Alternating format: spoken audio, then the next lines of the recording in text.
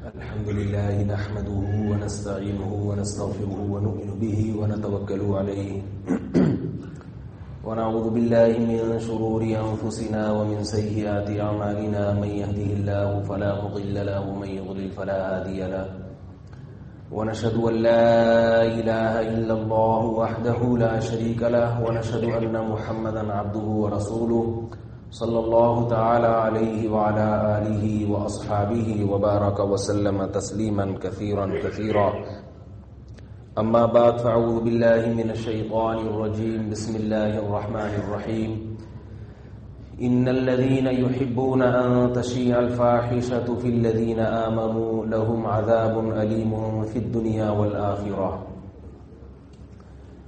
بعض ساتھیوں نے بتایا کہ 2-4 دن کے بعد ویلنٹائن ڈے آ رہا ہے. مجھے تو علم نہیں تھا، آج ہی بتایا. تو اس پہ بعض لوگوں نے یہ کہا کہ آج اس بارے میں کچھ بات ہو جائے اس موضوع کے حوالے سے. مجھے بھی مناسب لگا کہ آج اسی ٹاپک پر بات ہو جائے تو زیادہ اچھا ہوگا، تاکہ جو لوگ ویلنٹائن سے بچنے والے ہیں وہ بچنے میں اور مضبوط ہو جائیں، جن کا منانے کا ارادہ تھا وہ ارادہ ترک کر دیں، اور جن کا ارادہ ترک نہ بھی ہو تو کم از کم وہ جب منائیں تو ان کے مزہ ان کا کرکرا ہو جائے، ان کو پتہ چل جائے کہ یہ ایسی چیز ہے کہ آخرت میں اس کا حساب دینا پڑے گا. مسلمان اگر گناہ کرتا بھی ہے تو اسے گناہ میں وہ لذت نہیں آتی جو ایک کافر کو گناہ میں لذت آتی ہے، کیونکہ اسے جرم کا احساس ہوتا ہے کہ میں غلط کر رہا ہوں، مجھ سے اس کے بارے میں سوال کیا جائے گا. یہ جو میں نے قرآن مجید کی آیت پڑھی ہے، فرمایا ان الذین یحبون ان تشیع الفاحشۃ فی الذین آمنوا. سورہ نور کی آیات ہیں کہ وہ لوگ جو یہ بات چاہتے ہیں، یہ بات پسند کرتے ہیں، اس بات کی کوشش کرتے ہیں، ان تشیع الفاحشۃ فی الذین آمنوا، کہ ایمان والوں میں بے حیائی پھیلے. لہم عذاب علیم فی الدنیا والآخرہ، ان کے لیے دنیا اور آخرت میں دردناک عذاب ہے. دنیا کا عذاب تو یہ ہے کہ اگر اسلامی حکومت ہو تو ان کو شرعی سزا دی جائے گی، بہت سخت ہے. لیکن آخرت کی سزا تو بہرحال مل کے رہے گی، کیونکہ آخرت میں حکومت کس کی ہوگی؟ اللہ تعالیٰ کی. ایک اور جگہ اللہ نے قرآن مجید میں فرمایا قل ان اللہ لا یأمر بالفحشاء، اے نبی ان سے کہہ دیجئے کہ اللہ بے حیائی کی بات کا کبھی حکم نہیں دیتا. بے حیائی، فحاشی ایک ایسی چیز ہے جس کی برائی کو ثابت کرنے کے لیے دلائل کی ضرورت نہیں ہے. آج پوری دنیا میں بے حیائی پھیلائی جا رہی ہے. آزادی نسواں کے نام سے، کہ وومن رائٹس کے نام سے میڈیا پہ لایا جا رہا ہے خواتین کو بے پردہ کر کے، ڈانس، ناچ، گانے، یہ سب چیزیں ہو رہی ہیں، اور اس کو انٹرٹینمنٹ کا نام دیا جا رہا ہے. تفریح ہے، ذہنی تفریح ہے. یہ قیامت کی علامات میں سے ہے کہ جو چیز ہر قوم میں ہمیشہ سے بری سمجھی جاتی تھی، اب ان برائیوں پہ لوگوں نے اچھائی کا لیبل لگا لیا. عنوان کیا دے دیا ہے؟ انسانیت کی خدمت.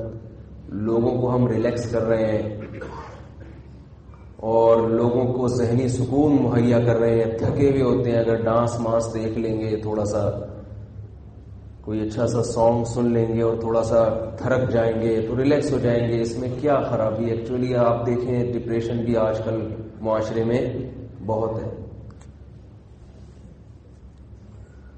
یہی کچھ ہو رہا ہے. نبی صلی اللہ علیہ وسلم نے فرمایا کہ قرب قیامت میں قوم کے ذلیل لوگ قوم کے سب سے معزز ہوں گے. حدیث کا مفہوم ہے وہ شعبے جنہیں پچھلے زمانے میں لوگ اختیار کرنا ذلت اور عار محسوس کرتے تھے کہ بھئی یہ اچھے لوگوں کے شعبے نہیں ہیں، یہ خاندانی لوگوں کے کام نہیں ہیں، وہ شعبے اب وہ قومیں اور وہ فیملیز اختیار کر رہی ہیں جو عزت دار سمجھی جاتی ہیں، بلکہ ان شعبوں میں جانے کے بعد، اس فیلڈ میں جانے کے بعد ان کی عزت میں اور اضافہ ہو جاتا ہے۔ پہلے لوگ کہتے تھے بھائی ان کا میراثیوں سے، ڈھولکیوں سے تعلق تو نہیں ہے، سمجھ رہے ہیں نا، ڈھولکی میراثی، زیادہ ڈھول بجانے والے اور زیادہ ناچ گانے والے، ان کو برے القاب سے یاد کیا جاتا تھا، یہ کوئی اچھی فیملیز نہیں سمجھی جاتی تھی، عزت دار لوگ نہیں سمجھے جاتے تھے۔ لوگ گانے سنتے تھے لیکن گویوں کو اچھا سمجھتے نہیں تھے، بھائی اچھا کام نہیں ہے، ٹھیک ہے تھوڑا سا انٹرٹینمنٹ کے لیے ہم نے بھی سن لیا، مگر یہ اس کو پیشہ نہیں بنائیں گے ہم۔ لیکن اب کیا ہو رہا ہے، دنیا میں سب سے زیادہ عزت انہی لوگوں کی ہو رہی ہے، سب سے زیادہ، اور اس کو ایک فن کا نام دے دیا گیا ہے، فن کا، ایک آرٹ کا نام دے دیا گیا ہے کہ ایک فن ہے ایکٹنگ کرنا، اداکاری کرنا، اور جو جتنا زیادہ بے حیائی معاشرے میں پھیلائے گا اس کی عزت معاشرے میں اتنی ہی زیادہ۔ تو یاد رکھو، دنیا میں صحیح کو غلط اور غلط کو صحیح کر کے پیش کیا جا سکتا ہے، لیکن ایسے موقع پہ ہم یہ بھول جاتے ہیں کہ یہ زندگی اور یہ دنیا ہمارے باپ کی، کیا کریں، ایبیوز لینگویج استعمال کرنی پڑتی ہے بات سمجھانے کے لیے نا، یہ دنیا ہمارے باپ کی نہیں ہے، یہ زمین کس کی ہے؟ اللہ کی۔ یہی ایک بڑی ٹیکنیکل غلطی ہو رہی ہوتی ہے کہ ہم صحیح اور غلط کے جب خود فیصلے شروع کر دیتے ہیں تو ہم یہ بھول جاتے ہیں کہ صحیح اور غلط کا فیصلہ اللہ تعالیٰ کر چکا ہے، ہم نے اس صحیح کو زمین پہ نافذ کرنا ہے اور غلط سے زمین کو پاک کرنا ہے اپنی استطاعت کے بقدر۔ اگر غلط کو زمین سے ختم نہیں کر سکتے تو اس غلط سے خود بہرحال بچنے کی کوشش کرنی ہے، خود بھی، اپنے آل اولاد کو بھی، اپنے خاندان کو بھی بچانے کی کوشش کرنی ہے۔ تو ہر الٹی چیز پہ اچھائی کا لیبل لگا کے اس کو معاشرے میں پروموٹ کیا جا رہا ہے۔ کسی نے کچھ دن پہلے مجھے ایک خبر بتائی، مجھے تو حیرانگی ہوئی، یقین نہیں آ رہا تھا، یہ جو بالکل فحش موویز ہوتی ہیں ان کی فنکاراؤں اور اداکاراؤں کو بھی پروموٹ کیا جا رہا ہے، اور اس پہ بھی ڈیبیٹ ہو رہی ہے یہ ثابت کرنے کے لیے کہ یہ کوئی غلط لوگ نہیں ہیں، یہ ڈیزائرز تو اللہ نے ہر ایک میں رکھی ہیں، تو اگر کیا ہے کہ کوئی اپنی اس کو پیشہ بنا لے اور ایسی موویز بنا کے پیسہ کمانا شروع کر دے، ابھی اس کی پہلی بنیاد رکھی گئی ہے، ابھی تو لوگوں کو عجیب لگ رہا ہے یار ایسا کیسے ہو سکتا ہے، لیکن آہستہ آہستہ آہستہ آہستہ جیسے پہلے ناچنے والے لوگوں کو برے لگتے تھے، آہستہ آہستہ عادی ہو گئے، اب لوگ ان کی عزت کر رہے ہیں۔ تو آہستہ آہستہ آہستہ آہستہ یہ جو فحش فلمیں بنانے والے اداکار فنکار ہیں ان کو بھی لوگ کیا سمجھیں گے؟ بھائی ان کے بھی فن کی تعریف کریں گے، بڑی اچھی ایکٹنگ کرتا ہے۔ تو یاد رکھو اللہ نے کیسی پیاری مثال دی ہے لوط علیہ السلام کی قوم کی، وہ قوم برائی پہ اچھائی کا لیبل لگاتی تھی، بلکہ اس طرح لیبل نہیں لگاتی تھی، وہ کہتے تھے ہم ہیں، ہم اس کے عادی ہیں، بس یہ نہیں کہتے تھے کہ یہ اچھا کام ہے۔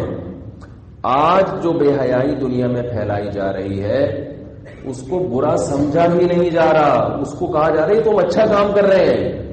لوط علیہ السلام کی قوم بے حیائی کرتی تھی مگر اس بے حیائی کو اچھا کام نہیں کہتی تھی، بس وہ یہ کہتی تھی کہ یہ اے لوط اگر آپ کو یہ کام برا لگتا ہے تو آپ علاقہ چھوڑ دیں، ہم اس کام کو نہیں چھوڑیں گے۔ کہیں بھی قرآن میں نہیں ہے کہ انہوں نے کہا کہ ہم اچھا کام کر رہے ہیں، انہوں نے کہا بس ہم کر رہے ہیں، آپ کو اگر نہیں کرنا تو آپ علاقہ چھوڑ کے چلے جائیں۔ لیکن آج معاشرے میں جو بے حیائی پھیلائی جا رہی ہے اس کو کیا کہا جا رہا ہے؟ اچھا کام، تبھی تو اس پہ ایوارڈ بھی ملتے ہیں، ناچنے والوں کے ایوارڈ، ان کو میرا خیال ہے ہمارے ملک میں سائنسدانوں کو اتنے ایوارڈ نہیں ملتے ہوں گے جتنے اداکاروں کو ملتے ہیں، جتنے فنکاروں کو ملتے ہیں۔ میں کسی کو یہ نہیں کہ اپنے سے برا نہیں سمجھتا، نہ کسی فنکار پہ اداکار پہ میں طنز کر رہا ہوں، وہ تو اللہ ہی جانتا ہے دلوں کے بھید، قیامت میں کون جنت میں جائے گا کون، ہمارا کیا پتا کہ ہم کہاں لٹکے ہوئے ہیں. تو سارے اعمال اوور آل دیکھا جائے گا نا، کس میں خوبیاں زیادہ ہیں کس میں خامیاں زیادہ ہیں. لیکن اتنی بات میرے بھائی کہ برائی کو کیا سمجھنا چاہیے؟ برائی سمجھنا. اس میں کبھی توبہ کی توفیق مل جاتی ہے، لیکن اگر آپ نے برائی پہ اچھائی کا لیبل لگا لیا پھر اللہ کے عذاب سے کوئی نہیں بچا سکتا، پھر اللہ کے عذاب سے کوئی نہیں بچا سکتا. بنی اسرائیل کو اللہ نے حکم دیا ہفتے کے دن مچھلی کا شکار مت کرو. سمجھ رہے ہیں بات کو؟ قرآن مجید میں وَاتْلُوا عَلَيْهِمْ إِذْ يَعْدُونَ فِي السَّبْتِ إِذْ تَأْتِيهِمْ حِيتَانُهُمْ يَوْمَ سَبْتِهِمْ شُرًّا وَيَوْمَ لَا يَسْبِتُونَ لَا تَأْتِيهِمْ. ہفتے کے دن اللہ نے شکار سے منع کیا. ہوتا کیا تھا کہ ہفتے کے دن مچھلیاں زیادہ آ جاتی تھی. اب کوئی بھی کامن سینس رکھنے والا آدمی ہوگا وہ یہ کہے گا نا کہ میرے رب نے ہفتے کو منع کیا ہے اور ہفتے کو مچھلیاں زیادہ آ رہی ہیں تو یہ اللہ کی رحمت نہیں ہے بلکہ یہ اللہ کی طرف سے بولے بھائی آزمائش ہے. وہ یہی سوچے گا نا بھائی اللہ کے اختیار میں ہے نا، اللہ کو جو چاہے کر لیں. اب اگر اللہ ہفتے کو منع کر رہے ہیں لیکن دریا میں مچھلیاں ہفتے کے دن زیادہ آ رہی ہیں تو کبھی بھی یہ چیز نعمت.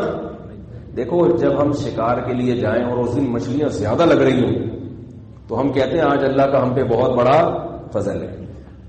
تو نعمت اگر اللہ کی طرف سے مل رہی ہو، چاہے وہ مچھلی کی صورت میں مل رہی ہو، چاہے وہ شہد کی صورت میں مل رہی ہو، گوشت کی صورت میں مل رہی ہو، تو حلال نعمت تو کیا ہوتی ہے؟ حلال ہوتی ہے. لیکن اگر اللہ کسی چیز پہ پابندی لگائے یہ مت کرو اور پھر وہ وافر مقدار میں وہی چیز ملنا شروع ہو جائے تو سمجھ لو کہ یہ کیا ہے؟ عذاب ہے، آزمائش ہے، یہ نعمت نہیں ہے. بنی اسرائیل کے ساتھ ایسا ہی ہوا. اللہ نے ان کو آزمائش میں ڈالا کہ بھئی ہفتے کے دن مچھلی کا شکار نہیں کرنا. پورا ہفتہ کر لیتے بھئی، اتوار بھی کر سکتے ہو، پیر بھی کر سکتے ہو. تو یہ نہیں تھا کہ باقی 6 دنوں میں قحط پڑا رہے گا، ایسا کچھ نہیں تھا. باقی 6 دنوں میں بھی ملیں گی، ہفتے کو اور زیادہ ہو جائیں گی. تو آزمائش ہے. اسی طرح اللہ نے آزمایا ایک اور قوم کو کہ اللہ تعالیٰ کی عادت ہے نا کہ جب آزماتے ہیں نا بعض دفعہ تو وہ چیز بڑھا دیتے ہیں.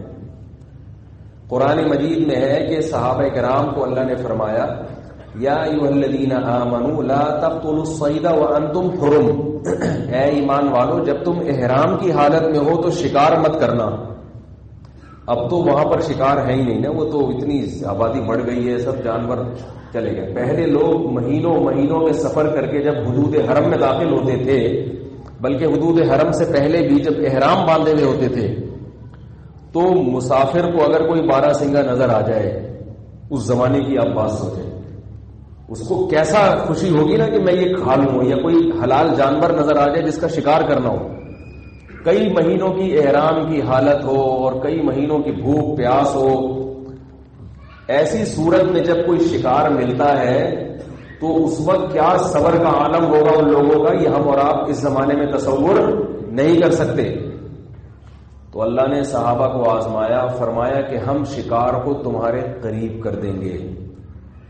ہم شکار کو تمہارے عام حالات میں صحابہ کو حرم میں یا حرم کی حدود میں یا احرام کی حالت میں اتنا شکار میسر نہیں تھا، لیکن فرمایا تنالہ ایدیکم ورماحکم، اتنا قریب کر دیں گے شکار کہ تمہارے تیر اور تمہارے ہاتھ وہاں تک پہنچ سکتے ہیں، لیکن شکار مت کرنا.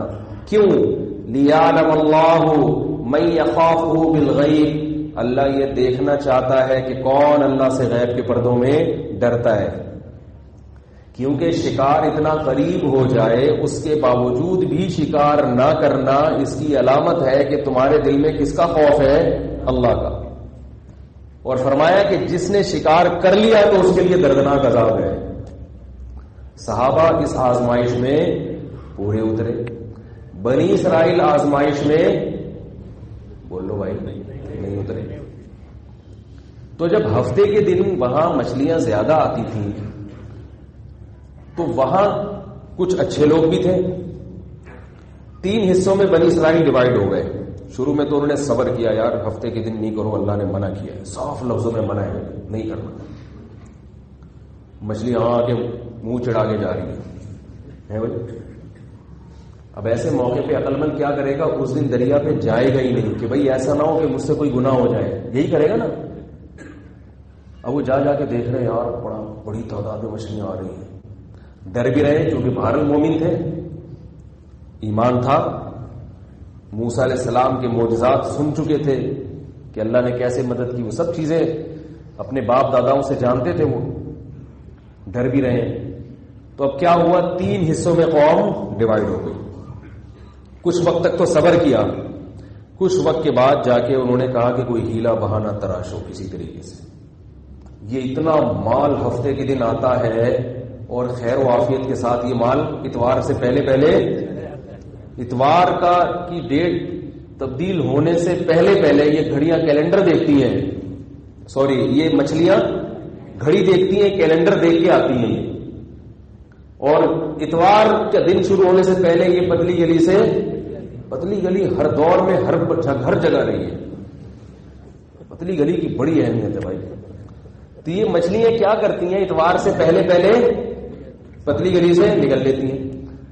اب یہ خود سوچنے کی بات ہے نا کہ مچھلی کو کس نے بتایا کہ کل سنڈے ہے، کل اتنا نہیں آنا، سیٹرڈے کو آنا ہے. ظاہر ہے عقل مند ہوتے تو سوچ لیتے کہ یہ کون ہے، یہ کس کی طرف سے ہو رہا ہے؟ اللہ کی طرف سے ہو رہا ہے. یہ نعمت نہیں ہے، یہ آزمائش ہے. لیکن کیا شہوت پہ جب انسان غالب آتا ہے نا، اپنی خواہشات کا غلام بنتا ہے، تو وہ دلائل کے تانے بانے سب ایک طرف رہ جاتے ہیں. دلائل کہاں رہ جاتے ہیں؟ ایک طرف. کہتا بس کر لو، بعد میں دیکھا جائے گا، توبہ کر لیں گے، یا یہ کر لیں گے، یوں کر لیں گے. کچھ نہ کچھ سوچ کے بالآخر انہوں نے کیا کیا؟ انہوں نے کہا ایسا کرو کہ کم از کم جال لگا کے ان کو روک لو. نکالیں گے اتوار کے دن، پکڑیں گے کب؟ جال لگا کے ان کو بریک کر لو، روک لو ان مچھلیوں کو. حالانکہ مقصد تو یہی تھا نا کہ ہفتے کے دن شکار نہیں کرنے کا مطلب مچھلی پکڑنا نہیں. جب پکڑ لی، آپ کی گرفت میں آ گئی تو شکار تو ہو گیا نا. نکالنے میں کون سا تکلف، کتنا ٹائم لگتا ہے بھائی آپ سے کسی نے کہا یہ مچھلی نہیں پکڑنا، آپ نے کہا نہیں پکڑ رہا، اور چاروں طرف جال لگا کے اس کو رسی ڈال کے آپ نے روک لیا، تو پکڑ تو لیا نا، پکڑ تو لیا اس کو. تو ہفتے کے دن جال لگا کے جمع کر لیتے اور اتوار کو وہ جال کھینچ کے نکال لیتے. برائی پہ کیا لیبل لگایا جو میں بتانا چاہ رہا ہوں؟ اچھائی کا. کہ بھئی اب تو ہم ہفتے کو تھوڑی کر رہے ہیں، ہم تو اتوار کو کر رہے ہیں.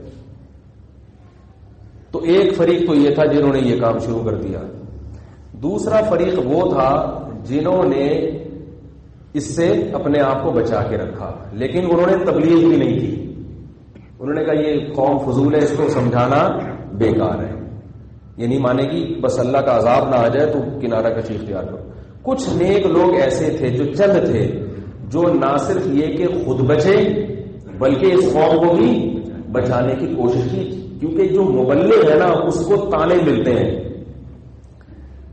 اس کو لوگ نہیں چھوڑتے. اس لیے یہ بڑا جہاد ہے کہ ایسے موقع پہ جب قوم ایک طرف جا رہی ہو اور آپ اپنی بساط کے مطابق قوم کو روکنے کی کوشش شروع کر دیں. کیونکہ دشمنی کس سے کریں گے؟ جو آپ کو روک رہا ہے. جو گناہ نہیں کرتا لوگ اس سے دشمنی، بولو بھائی، نہ اس سے دشمنی کرتے ہیں لوگ، نہ حسد کرتے ہیں، نہ جیلسی، نہ اس کے خلاف یوٹیوب پہ کلپ آئیں گے، کہیں گے بھائی اچھا ہے، نیک آدمی ہے، نماز پڑھ رہا ہے، روزہ رکھ رہا ہے، داڑھی رکھ رہا ہے، اچھا بچہ ہے، بہت اچھا ہے. چھیڑ تو نہیں رہا نا کسی کو. اگر چھیڑنا شروع کر دیں، چھیڑنے سے مراد یہ نہیں کہ بس تبلیغ شروع کر دیں کہ یہ غلط ہو رہا ہے، میڈیا پہ یہ غلط ہو رہا ہے، یہ ہمارے ملک میں غلط ہو رہا ہے، اسلام کے نام پہ ایک چیز بنی تھی، غلط ہو رہا ہے. وہ یہ بھی نہیں کہ وہ پولیس لے کے پہنچ رہا ہے وہاں پہ، ڈنڈا لے کے، اس زبان سے بیچارہ بول رہا ہو، لوگ نہیں چھوڑتے. میں نے بھی کچھ دن پہلے بیان کیا تھا نا کہ بہت سخت مجبوری میں، شدید مجبوری میں زوجہ پہ ہاتھ اٹھانے کی شریعت نے گنجائش دی ہے. کتنے نپے تلے الفاظ، سخت مجبوری میں، بلا ضرورت نہیں. اور مجبوری بھی سخت ہو اور بقدر ضرورت ہو. تو اس سے صاف پتہ چلتا ہے کہ ہر عورت پہ ہاتھ اٹھانا جائز نہیں ہے. نبی نے کبھی نہیں اٹھایا اپنی زوجہ پہ ہاتھ. لیکن اگر کوئی بالکل ہی آؤٹ آف کنٹرول ہے, قابو میں نہیں آ رہی, تو گھر بچانے کے لیے, گھر بسانے کے لیے, تاکہ طلاق کی نوبت نہ آئے, مرد کو اجازت دی ہے اللہ نے کہ اعتدال کے ساتھ ہاتھ اٹھا سکتا ہے. یہ بات میں نے کہہ دی, پارسل کر دی. پھر جو کمنٹس آئے ہیں, اتنے بےہودہ کمنٹس, اتنے گرے ہوئے اخلاق سے کمنٹس, تو مجھے بڑا افسوس ہوا لوگوں کے کمنٹس دیکھ کے. خیر اس سے ہم نے کہا ہم تو اپنی بات کریں گے, تو کمنٹس تو آئیں گے ہی لوگوں کے. تو جو بھی کرے گا نا, تو چھیڑے گا معاشرے کو, چھیڑے گا, وہ بھی چھیڑے گا. پھر لوگ کہتے ہیں کہ ہم سے ہمارے مطلب کی بات کریں. بھائی کیسے بات کریں؟ اللہ اس کے رسول صلی اللہ علیہ وسلم نے معاشرے کی اصلاح کے لیے جو باتیں بتائی ہیں, انہی باتوں میں ہماری خیر خواہی ہے. اس کو آپ چھوڑ کر مغرب کو فالو کرو گے تو تباہ و برباد ہو جاؤ گے. کل مجھ سے جے ٹی آر میڈیا پہ کسی نے سوال پوچھا کہ خواتین اپنے بچوں کو ڈے کیئر میں داخل کرا دیتی ہیں نا, آج کل ایسے ادارے بن رہے ہیں. ڈے کیئر نام ہے, کیا نام ہے؟ بیبی کیئر, ڈے کیئر نام سے بھی شاید ادارہ ہے. بلکہ ہمیں کسی ادارے سے وہ نہیں ہے. خواتین اپنے بچوں کو ایسے اداروں میں جمع کرا دیتی ہیں صبح. کیوں کراتی ہیں؟ بھائی جاب کرنی ہے میں نے. تو یہ کلچر کہاں سے آیا ہے؟ کیا یہ فطرت یا اللہ یہ چاہتے ہیں کہ جس ماں نے جنا ہے وہ اپنا بچہ کسی دوسری عورت کے حوالے کرے, اور وہ جو عورت اس انسٹیٹیوٹ میں جا کے آپ کے بچے کو پالے گی وہ اپنا بچہ کسی اور انسٹیٹیوٹ میں داخل کرا دے؟ یہ کیسی بات ہوئی بھائی؟ اور اگر آپ کہتے ہیں نہیں وہ دوسری والی جو عورت ہے نا جو آپ کے بچے کو ادارے میں پال رہی ہے وہ اپنا بچہ وہ جنے ہی نہیں, تو یہ بھی ظلم ہے. وہ کیوں نہیں جنے؟ اس کو اولاد نہیں چاہیے. کون اس کا سہارا بنے گا بڑھاپے میں؟ کامن سینس کے خلاف ہے. میں حلال حرام کی بات نہیں کر رہا کہ جائز ہے یا ناجائز ہے. بعض چیزیں جائز ہوتی ہیں مگر کامن سینس کے خلاف ہوتی ہیں. میں نے اللہ کا شکر ادا کیا ہے, اللہ تیرا بڑا فضل ہے کہ ہم جس گھر میں پیدا ہوئے وہ مغربی ماحول سے متاثر نہیں تھا. ہمیں تو اپنی والدہ کے پراٹھے یاد آتے ہیں. کیسا پوری زندگی مائیں بچپن سے گود جو لیتی ہیں تو پوری زندگی پھر ماں اپنے بچے کو نہیں چھوڑتی. ایسا تعلق ہوتا ہے ماں کا بچے کے ساتھ, بچپن کی یادیں وابستہ ہو جاتی ہیں ماں کے ساتھ. ہم جب گھر میں آیا کرتے تھے اسکول سے تو سب سے پہلا سوال کیا ہوتا تھا؟ امی کہاں ہیں؟ بھائی یہ 2 موٹر سائیکلیں بہت غلط کھڑی ہیں. اللہ کے بندو بائک صحیح کھڑی کیا کریں. کس قدر وہ غلط بات ہے. KFJ 5848 اور KKB 4195. یہ میں کئی دفعہ تنبیہ کر چکا ہوں. دیکھیں ان چیزوں سے انسان کا پتہ چل جاتا ہے کہ وہ کتنے پانی میں ہے. ابھی پرسوں کسی نے بائک کھڑی کی تھی, بالکل روڈ بلاک کیا ہوا ہے. ایک گاڑی والا جو ہے نا وہ ایسے نکل رہا ہے, روڈ اتنا کھولا ہوا ہے کہ گاڑی نکل جائے, لیکن وہ اتنی کہ جیسے موت کے کنویں میں جو گاڑی چلاتے ہیں نا وہ تو چلا سکتے ہیں, وہاں سے نکال سکتے ہیں, عام آدمی نہیں نکال سکتا. تو بائک کھڑی کیا کریں تھوڑا سا عقل استعمال کر کے کہ گزرنے والوں کے لیے, گاڑی والوں کے لیے جگہ ہو. تو میں یہ عرض کر رہا تھا کہ دیکھو ماں کا اللہ نے کیسا بچوں کے ساتھ رشتہ رکھا ہے. بچپن سے گود میں فیڈ کرانا اس کو, پھر بچہ ماں سے ایسا مانوس ہو جاتا ہے کہ بچے جب گھر آتے ہیں تو کیا پوچھتے ہیں؟ امی کا. 2 منٹ کے لیے امی شارٹ ہو گئی, بچہ ادھر مچا دیتا ہے گھر میں. ہمیں اپنا بچپن یاد آتا ہے, آتے ہی بھائی امی کہاں ہے, سب سے پہلے کس کو دیکھنا ہے؟ ماں. یہ جو اتنا قریبی رشتہ ہے, آپ جاب کر رہی ہو, آپ جاب پہ اپنی اولاد کو اولاد پر جاب کو ترجیح دے رہی ہو, آپ کتنے پیسے کما لیں گی بھائی آپ؟ گھر کا نظام سارا تباہ برباد ہو جائے گا اس سے. یہ ساری چیزیں ہمارے ہاں باہر سے آ رہی. تھوڑے دن کے پیسے کما لیے اور مردوں کو کم وقت بنا دیا. جب بیگم کمائے گی تو مرد کہے گا آدھا تم آدھا میں, تو اپاہج ہوں گے نہیں. میں نہیں کہہ رہا کہ جن کی بیویاں جاب کرتی ہیں وہ مرد خراب ہوتے ہیں, میں یہ نہیں کہہ رہا. بہت سی اچھی خواتین ہیں جاب کر رہی ہیں, کوئی ان کی نیتیں غلط نہیں ہیں, اور ان کے مرد اپنی پوری ذمہ داریاں پھر بھی پوری کرتے ہیں, کسی پہ الزام نہیں لگا رہا. لیکن یہ کلچر آہستہ آہستہ مردوں کو اپاہج بنائے گا کہ نہیں بنائے گا؟ کب تک نیک رہیں گے یہ؟ کچھ وقت کے بعد جا کر مرد کمانا، بولو نا یار، چھوڑ دے گا، اور چھوڑ دیا ہے۔ فلپائن میں دیکھو سب عورتیں کماتی ہیں، مرد سب اپاہج بن کے گھر میں بیٹھ کے کھاتے ہیں۔ کیا یہ حقوق نسواں ہے؟ یہ خواتین کی آزادی ہے جس طرف تم لے کے جا رہے ہو؟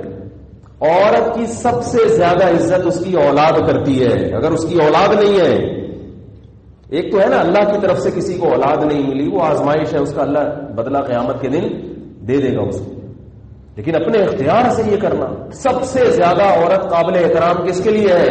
اولاد کے لیے۔ عورت کو حکم ہے شوہر کی اطاعت کرے، عورت کو حکم ہے بھائیوں کا کہنا مانے، لیکن جب اس کی اولاد ہوتی ہے تو پھر عورت کو یہ نہیں ہے کہ اپنے اولاد کا مانے، پھر اولاد کو حکم کیا ہے؟ ماں کی مان کے چلو۔ تو عورت کی تو حکومت ہے ہی اپنی اولاد پر، اس کے علاوہ تو کسی پر نہیں ہے، اسی اولاد سے روک دیا اس کو۔ اب جو اداروں میں بچے پلوا رہی ہے وہ کتنے بچے پال لیں گی وہاں پہ؟ ظاہر ہے اس کے خرچے بھی ہوتے ہیں۔ تو خیر میں بات کر رہا تھا، اس اصل موضوع کی طرف آتا ہوں جی۔ ہاں، تو اب ان کو کیا ہوا تھا کہ بھئی وہ مچھلیاں دھڑا دھڑ آ رہی ہیں اور پتلی گلی سے نکل رہی ہیں، تو انہوں نے پتلی گلی کو بند کر دیا۔ بنی اسرائیل نے کیا کیا؟ پتلی گلی کو بند کر دیا۔ تو کچھ لوگ ایسے تھے جو ان کو روکنے والے تھے، تو میں اس پہ بات آئی تھی یہاں کہ بھئی جو روکنے والا ہوتا ہے نا اس کے خلاف، کیونکہ وہ کباب میں ہڈی بن رہا ہوتا ہے۔ میں تو اتنا نیک آدمی نہیں ہوں کہ میں کوئی بہت مبلغ ہوں، لیکن کوئی بھی مبلغ ہوگا، کوئی بھی ڈھنگ کی بات کرے گا تو لوگ اس کے خلاف ہوں گے، کیونکہ وہ دم پہ پاؤں رکھ کے معاشرے کی کھڑا ہو رہے ہیں۔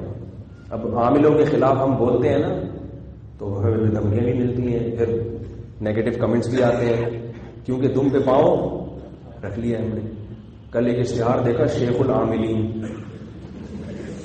ابھی تو ہم عاملوں کو رو رہے تھے، اب شیخ العاملین۔ اور اسلام اخبار میں اشتہار آیا جو جامع الرشید سے چھپتا ہے، مجھے کسی نے آگے دکھایا شیخ العاملین دامت برکاتہم العالیہ، نیچے لکھا ہوا ہے کہ ہر قسم کی گھریلو پریشانیوں کے لیے ان سے رابطہ کریں۔ تو میں نے کہا کہ ایسے ہی کسی لوکل اخبار میں، انہوں نے کہا آپ کے ہاں سے اخبار نکل رہا ہے۔ میں نے کہا لو بھائی، ہمارے یہاں سے ہماری گلی کیا کر رہی ہے؟ تو میں نے کہا وہ ایڈیٹر کو بیوقوف بنا دیا ہوگا، ایڈیٹر کو تھوڑی پتا ہوتا ہے کیا آ رہا ہے، تو لگا دیا۔ لوگ تو کہتے ہیں کس میں آیا ہے؟ اسلام اخبار میں آیا ہے، 100% اسلام کے مطابق ہوگا۔ تو اسلام اخبار میں آنا اس کی علامت نہیں ہے کہ وہ 100%، وہ تو خبریں ان کے پاس اتنی فرصت بھی نہیں ہوتی کہ ایک ایک اشتہار کو وہ الگ الگ سے وہ سرسری دیکھتے ہیں وہ۔ تو اسی طرح میں یہ بات بھی کرتا ہوں تو لوگ اس پہ چڑھ جاتے ہیں۔ اب حضرت مولانا طاری جمیل صاحب، اللہ تعالیٰ ان کی عمر میں خوب برکت دے، ان کے بارے میں مجھے علم ہوا کہ بہت ساری طوائفیں ہیں جن میں وہ تبلیغ کرتے ہیں، بہت ساری طوائفیں جن کو وہ سیدھے راستے پر اللہ تعالیٰ ان کے ہاتھ، ان کے ذریعے اللہ تعالیٰ ان طوائفوں کو سیدھے راستے پر لائے۔ لیکن وہ ایک چیز کا رونا روتے ہیں، وہ فرماتے ہیں کہ بھائی اگر زکاتیں لوگ نکالنا شروع کر دیں، لوگ صدقات و خیرات شروع کر دیں، تو یہ جو معاشرے کی خواتین ہیں ان کی کفالت کا انتظام ہو جائے گا اور یہ جسم فروشی پر مجبور نہیں ہوں گی۔ میں ان کی خاک کے برابر بھی نہیں ہوں، لیکن میں ایک بات عرض کرتا ہوں، وہ بھی ایک بات، یہ بھی بات ٹھیک ہے، لیکن میں ایک بات سب کے سامنے عرض کرتا ہوں کہ اصل حل یہ نہیں ہے، اصل حل وہی ہے جو ہم چیخ چیخ کے پاگل ہو گئے۔ اصل حل یہ ہے کہ بھائی ان کی شادیاں کیوں نہیں ہو رہی؟ زکات سے یا صدقہ و فطر سے کیا ہو جائے گا؟ معاشی کفالت کا انتظام ہو جائے گا نا۔ تو عورت کو معاشی کفالت کے علاوہ بھی تو کچھ چاہیے، شوہر چاہیے، اس کو اولاد چاہیے، گھر بار چاہیے۔ اگر اس کو گھر بار نہیں ملے گا تو خدا کی قسم پیسہ ہی پھر اس کو مجبور کرے گا غلط راستوں پہ جانے پہ، اور عیاشی آئے گی۔ آپ کسی عورت کے نکاح کا انتظام نہ کریں اور کروڑوں روپے اس کے ہاتھ میں پکڑا دیں، وہ پھر اپنی مرضی کے جو ہینڈسم اور اسمارٹ قسم کے لڑکے ہوں گے نا ان سے دوستیاں لگائے گی۔ پھر وہ جب آپ کے پاس حلال راستے نہ ہو اور پیسہ دبا کے ہو تو آپ پھر حرام کاری کی طرف تسلی سے جاتے ہیں۔ بہت سے غریب تو بیچارے اس لیے گناہ نہیں کرتے کہ گناہ کے پیسے ہی نہیں ان کے پاس۔ ہمارے اسکول میں کلاس فیلو تھا، وہ ایک ہی وقت میں کئی نشے کرتا تھا، سگریٹ بھی، اس وقت گٹکا نہیں تھا، پان بھی نسوار بھی. ایک ہی وقت میں نا تینوں چیزیں ساتھ ساتھ چل رہی ہوتی تھی, گٹکا بھی, نسوار بھی اور سگریٹ بھی, پان بھی, سب چیزیں, گٹکا نہیں پان بھی, یہ سب چیزیں چل رہی ہوتی. تو ایک دن کیا ہوا, صرف سگریٹ پہ آ گیا. ہم نے اس سے پوچھا یار آج کل گٹکے اور وہ سوری پان اور نسوار چل رہا, کہتا ہے یار ابا کی طرف سے جیب خرچی ملتی نہیں ہے. کہہ رہے یار 3 چیزیں, جتنی محدود, غریب آدمی لڑکا تھا, کہہ رہے یار اتنی محدود جیب خرچی ابا دیتے ہیں کہ اس میں ابا کو نہیں پتا تھا کہ یہ ڈرامے کر رہا ہے. ابا تو سمجھ لیتے وہاں سے کچھ سموسے لے کے کھا لیتا ہو, لیکن ابا اس کے کھاتے پیتے تھے, اچھی فیملی تھی, لیکن ابا جو ہے نا ناپ توڑ کے خرچہ دیتے تھے کہ بھائی بچہ بگڑ نہ جائے گا. تو ان کو تو یہ نہیں پتا تھا کہ یہ سگریٹیں پی رہا ہے وہاں بیٹھ کے. تو وہ بیچارہ نسوار اور پان اس نے چھوڑ دیے, کیوں؟ پیسے نہیں. تو بہت سے لوگ تو گناہ سے اس لیے بچتے ہیں کہ پیسے نہیں ہیں. اگر آپ کے پاس حلال راستے بند ہو جائیں اور پیسہ بہت آ جائے, تو میں نے اپنی زندگی میں دیکھا ہے شریف اچھے لوگوں کو بگڑتے ہوئے. تو میں جب یہ بات کرتا ہوں کہ بھائی ان طوائفوں کی شادی ہونی چاہیے, اور میں یہ بھی کہتا ہوں کہ بھائی جو مشائخ ہیں وہ اپنے مریدوں کو گن پوائنٹ پہ کیوں نہیں شادی کروا دیتے. ایسے مشائخ بھی ہیں کہ مرید ان کے ایک اشارے پہ گردن کٹوانے کے لیے تیار ہیں.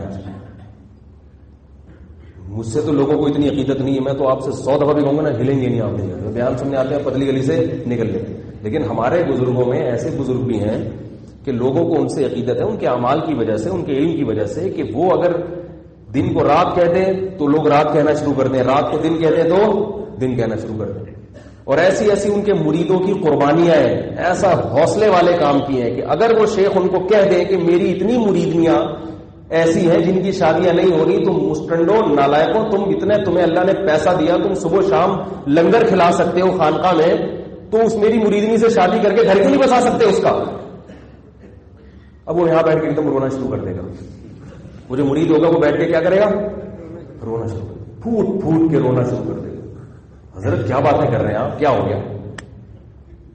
تو پھر ان سے اگر میں حضرت ہوتا تو میں ان سے کہتا ہے, تو نے بینک کی جاب چھوڑ دی. کتنے مریدی ہیں جو بینک مینیجر تھے, لاکھوں کی آمدن کو انہوں نے لات مار دی. کیا جب تم نے جاب چھوڑی تھی تو گھر سے تانے نہیں ملے تھے, روڈ پہ نہیں آ گئے تھے بے روزگار ہو گئے؟ تم نے جب داڑھی رکھی تھی تو گھر سے تانے ملے تھے کہ نہیں ملے تھے, ہے بھائی؟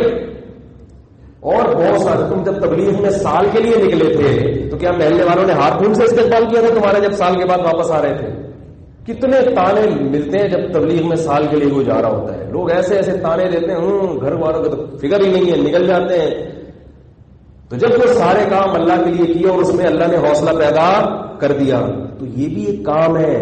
مشائخ کے پاس تو ان کی مریدنیاں ہیں نا, ان میں سے اکثر کے حالات ہیں کہ وہ اپنے بزرگوں کو خط لکھتی ہیں کہ حضرت رشتہ نہیں مل رہا. بات آ رہی ہے سمجھ میں؟ تو جواب میں کوئی وظیفہ بتا دیا جاتا ہے یا ان کے لیے دعا کر دی جاتی ہے.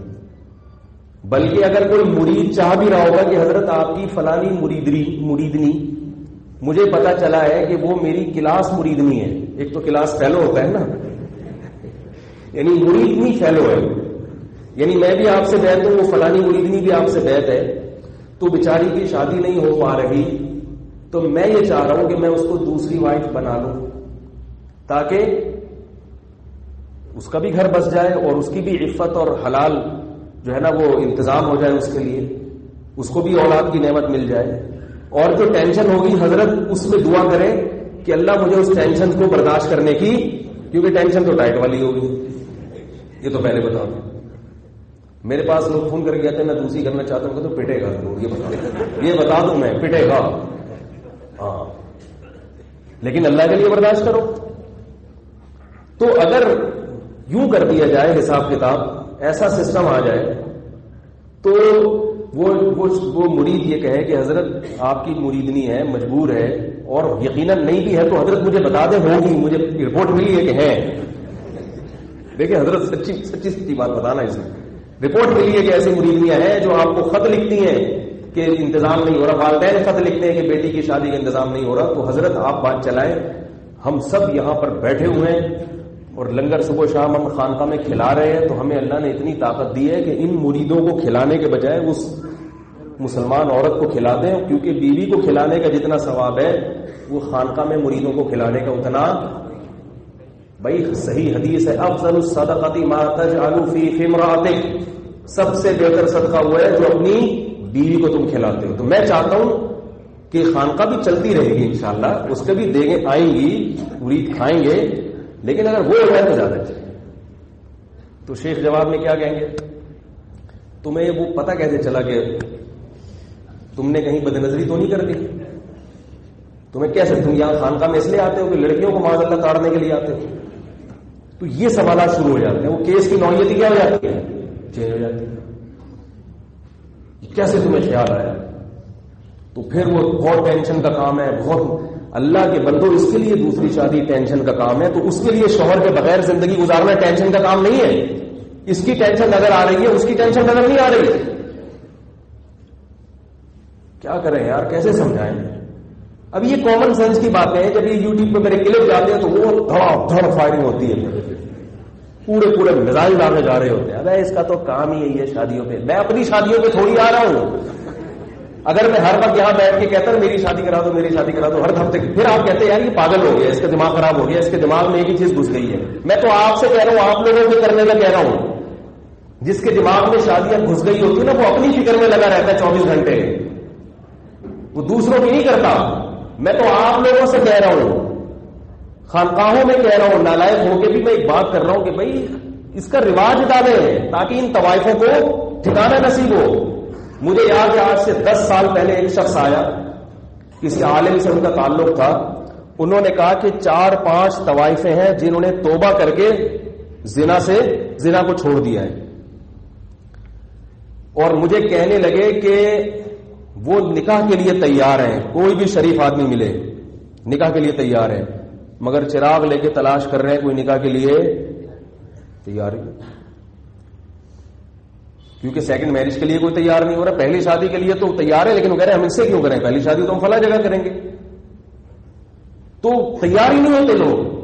تو اب اس کی معاشی کفالت سے کہاں مسئلہ حل ہوگا بھائی، کہاں مسئلہ حل ہوگا؟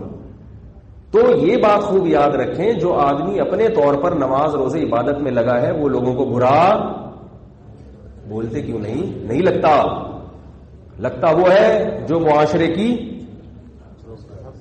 نفس پہ ہاتھ رکھے گا. وہ کہے گا یہ معاشرے میں یہ غلط ہو رہا ہے، یہ غلط ہو رہا ہے، یہ غلط ہو رہا ہے. وہ بولے گا. جب تک زندہ ہوں میں شادیوں پہ بیان کرتا رہوں گا. یہ بتا دوں آپ کو میں، آپ یہ سمجھیں کہ میں آپ سے متاثر ہوئے چھوڑ دوں گا، ایسا نہیں ہے. اور اس میں مجھے شہوت پرستی کے تانے نہ دیا کرو. لوگ کہتے ہیں اس کے دماغ میں یہی بسا ہوا ہے. اگر میں اپنے لیے کر رہا ہوتا نا کہ ہر دفعہ مل رہے بھائی میرے لیے کوئی رشتہ بتا دینا، بھائی میرے لیے کوئی رشتہ بتا دینا، بھائی مجھے میری کرا دو اللہ کے، پھر آپ کہہ سکتے تھے کہ اس کے دماغ میں یہ اپنے فائدے کے لیے. میں نے کبھی بھی ایک دفعہ نہیں کہا. میں تو آپ لوگوں کو کہہ رہا ہوں، آپ لوگوں کو، میں تو ان لوگوں کو کہہ رہا ہوں جن کے، ان حضرات کو کہہ رہا ہوں جن کی مریدنیاں ہیں، جن کے والدین پریشان ہیں کہ بیٹیاں بوڑھی ہو رہی ہیں. تو یہ تو حکومت تھوڑی کرے گی. حکومت کو ان چیزوں سے، حکومت تو کہتی ہے کہ عوام جدھر جا رہی ہے. دیکھو لیڈر میں اور قائد میں کیا فرق ہوتا ہے پتہ ہے آپ کو؟ ہمارے نبی لیڈر نہیں تھے، قائد تھے. قائد کہتا ہے، قائد کہتے ہیں، قائد کی ڈیفینیشن یہ ہے کہ جو قوم کو اپنے پیچھے چلاتا ہے، راستہ وہ خود متعین کرتا ہے کہ یہ صحیح ہے یہ غلط ہے. تو جو صحیح راستہ ہوتا ہے قوم کو ادھر موڑتا ہے. اور لیڈر کہتے ہیں قوم جدھر کو جا رہی ہے نا وہ آگے جا کے لگ جاتا ہے کہ چلو میرے پیچھے، میں تمہارا لیڈر ہوں. یعنی قوم نے جو کام کرنا ہے تو قوم کو اس کے لیے کسی لیڈر کی ضرورت ہوتی ہے، تو وہ اپنے آپ کو پیش کر دیتا ہے کہ آپ کا موٹو یہ ہے، آپ کا مقصد یہ ہے، آپ کا راستہ یہ ہے، تو اس راستے پہ چلنے کے لیے آپ کو لیڈر چاہیے. تو آئیے میں ہوں نا. تو قوم اس کو چلاتی ہے. جمہوری طرز حکومت میں لیڈر خود نہیں قوم کو چلاتا. وہ لیڈر دیکھتا ہے کہ قوم کیا چاہتی ہے، قوم جو چاہتی ہے وہ وہی کرنا شروع کر دیتا ہے تاکہ اگلے الیکشن میں، ارے بھائی اگلے الیکشن میں وہ جیتے، اس الیکشن میں بھی جیتے. تبھی آپ دیکھیں وہ باتیں بھی جلسے میں وہی کریں گے جو لوگوں کی ریکوائرمنٹ ہوتی ہے. تبھی آپ دیکھیں ہمارے سیاسی لیڈروں نے اسلام کا نام لینا جلسوں میں چھوڑ دیا ہے. پہلے ہمیں یاد ہے بچپن میں جتنے لیڈر تھے نا کہتے تھے میں ملک میں اسلام لے کر آؤں گا. اب لوگوں نے یہ باتیں چھوڑ دی. ان کو پتا ہے اسلام کی بات کرو گے یہ بولیں گے نہیں بھائی یہ تو پتہ نہیں کیا بنا دے گا ہمیں. اب وہ گیس کی بات کریں گے، بھائی گیس ٹھیک ہے نا، گیس ملے گی آپ کو اور پانی ملے گا آپ کو. تعلیم بھی تھوڑا تھوڑا درمیان میں لے آتا ہے. ہاں تعلیم بھی ہوگی، پڑھے لکھے لوگ متاثر ہو جاتے ہیں اس سے، ورنہ عام آدمی کا مسئلہ تو تعلیم بھی نہیں ہے. عام آدمی کہتا ہے مجھے کھانا ملے، مجھے جو ہے نا سستی خوراک ملے. لوگوں کو ایجوکیشن کی بھی اتنی وہ نہیں ہے. تبھی جو سیاسی لیڈر ایجوکیشن پہ زیادہ خرچ کرے گا نا اگلے الیکشن میں ناکام ہو جائے گا. لوگ دیکھتے ہیں پارک کس نے زیادہ بنائے، لوگ یہ دیکھتے ہیں پارک کس نے بنائے، کیونکہ جو چیزیں نظر آ رہی ہیں، سڑک کس نے بنائی. تعلیم علیم تو اس کے تو نتائج 20 سال کے بعد نکلیں گے نا، اتنے ڈاکٹر پیدا ہو گئے، اتنے انجینئر، لوگ ان چیزوں کو تھوڑی دیکھتے ہیں. تو جمہوری طرز حکومت میں جو لیڈر ہے نا وہ قوم کے آگے آگے چلتا ہے. تو علماء کا کام ہوتا ہے قیادت کرنا، لیڈرشپ علماء کا کام نہیں ہوتا. علماء کا کام ہوتا ہے کہ وہ دیکھتے ہیں اللہ اس کے رسول کے حکام کے مطابق، فطرت کے مطابق صحیح راستہ کیا ہے، پھر پوری قوم کو اس راستے کی طرف موڑنے کی کوشش کرتے ہیں. تو جو مڑ جاتے ہیں، جو نہیں مڑتے وہ پھر دوسری طرف مڑنا شروع کر دیتے ہیں، کہتے ہیں ہمیں موڑ کیوں رہا ہے، پھر وہ مخالفت کرتے ہیں، پھر وہ اعتراضات کرتے ہیں. تو یہ چلتا رہے گا. تو میں یہ عرض کر رہا تھا کہ بنی اسرائیل نے کیا کیا کہ وہ مچھلیاں کیا ہوئی. ہاں تو ایک طبقے نے کیا کیا، ہمت کر کے ان کو باقاعدہ روکنا شروع کیا، مخالفت بھی برداشت کرنی پڑی. جب جو مبلغین تھے، تبلیغ کرنے والے، انہوں نے قوم کو روکا، غلط کر رہے ہو، غلط کر رہے ہو، غلط کر رہے ہو. جب بھی آپ کسی کے مزوں پر پابندی لگائیں گے تو اس کو غصہ تو آئے گا. بھائی اتنی مچھلیاں فری پھوکٹ میں مل رہی ہیں اور تسلی سے پھر وہ کباب بنا کے کھاتے ہوں گے. تو جب اللہ بھی مہلت دیتے ہیں کہ بھائی شاید توبہ کر لے، شاید توبہ کر لے، شاید توبہ کر لے، تو جو مبلغ تھے انہوں نے روکا. تو یہ جو درمیانی طبقہ تھا نا، جو گناہ سے بچ تو رہا تھا مگر تبلیغ نہیں کر رہا تھا، قرآن میں آتا ہے اس درمیانی طبقے نے تبلیغ کرنے والوں کو سمجھایا کہ تم ایسی قوم پہ اپنی صلاحیتیں کیوں خرچ کر رہے ہو کہ جن کو اللہ نے تباہ کرنے کا ارادہ کر لیا. لما تعظون قوما اللہ مہلکہم، بھائی ان کے اعمال سے لگتا ہے اللہ اب ان کو نہیں بخشے گا، عذاب آئے گا، تو ایسی قوم پہ وقت ضائع کیوں کر رہے ہو. تو جو مبلغ تھے انہوں نے کیا جواب دیا، معذرۃ الی ربکم ولعلہم یحذرون، بھائی عین ممکن ہے کہ شاید اللہ ان میں سے کسی کو ہدایت دے دے. قرآن میں آتا ہے نا وذکر فإن الذکریٰ تنفع المؤمنین، مومن کو فائدہ ہو جاتا ہے نصیحت کا. اور کہنے لگے اگر فائدہ نہیں بھی ہوا تو ہم اللہ کے سامنے قیامت میں پیش کر دیں گے، اللہ ہمیں عذاب سے بچا لینا، کیونکہ ہم ان لوگوں کو منع کیا کرتے تھے. قرآن میں اللہ تعالیٰ نے کیا فرمایا کہ جب اللہ کا فیصلہ آیا ہے، انجینا الذین ینہون عن السوء، جو لوگ برائی سے روکتے تھے ہم نے ان کو بچا لیا. اور دوسروں کو کیا عذاب دیا، فرمایا کہ جب وہ رات کو سوئے ہیں صبح اٹھے، فجعل منہم القردۃ والخنازیر، اللہ نے ان کی شکلوں کو بندر اور سور کی شکلوں میں تبدیل کر دیا. اللہ تعالی ہم سب کو اس عذاب سے بچا کے رکھے. سور اور بندر کی شکلوں میں اللہ نے تبدیل کر دیا. رسول اللہ صلی اللہ علیہ وسلم نے اللہ سے دعا مانگی ہے کہ اللہ میری امت میں شکلیں تبدیل کرنے کا عذاب نہ نازل ہو، لیکن آپ نے فرمایا اس کے باوجود اس امت میں بھی یہ عذاب آئیں گے. فرمایا قرب قیامت میں صحیح حدیث ہے کہ جب گانے باجے اور شراب عام ہو جائے گی، ناچنے والیوں کی کثرت ہو جائے گی. دیکھو ناچنے والے نہیں کہا، ناچنے والیاں، کیونکہ ناچنے والے کو اتنے شوق سے نہیں دیکھا جاتا، ناچنے والیوں کو زیادہ شوق سے دیکھا جاتا ہے. وہ زیادہ بے حیائی پھیلاتے ہیں. ناچنے والوں کے پورے کپڑے ہوتے ہیں اور ناچنے والیاں نیم برہنہ ہو کے ناچتی ہیں. تو آپ صلی اللہ علیہ وسلم نے فرمایا کہ جب میری قوم میں گانے بجانے کے آلات کی کثرت ہو جائے گی، ہر آدمی گویا بننے کی کوشش. آپ ینگ جنریشن کو دیکھیں، میں پہلے تو ہمیں کہیں گٹار نظر نہیں آتا تھا. آپ کبھی کبھار گزر رہے ہوتے ہیں تو لڑکے وہ گٹار لے کے بیٹھے ہوتے ہیں، ٹنگ ٹنگ بجا رہے ہیں. فضول چیز میں لگ گئے.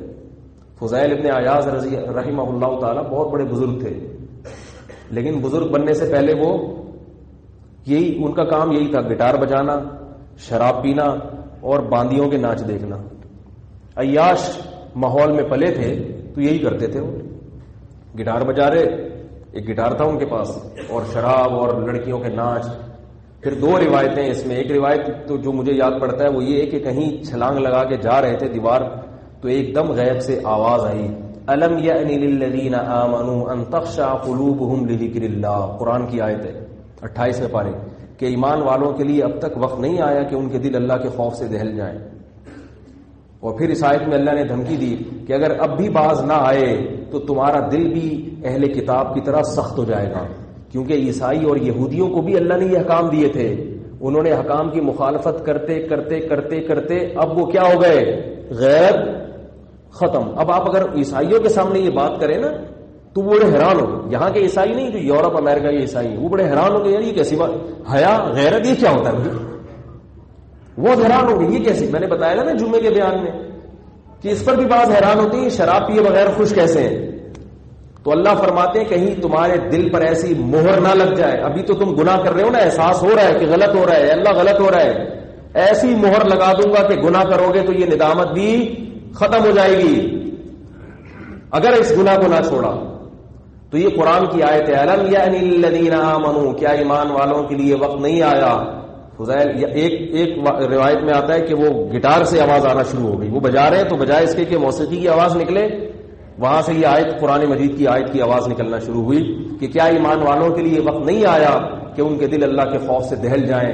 فوراً اسی وقت گٹار پھینک دیا اپنا, فوراً گٹار پھینکا اور فرمایا قد آن یا ربی, اے میرے رب وہ وقت آ چکا ہے, اے میرے رب آ گیا وہ, بس ختم.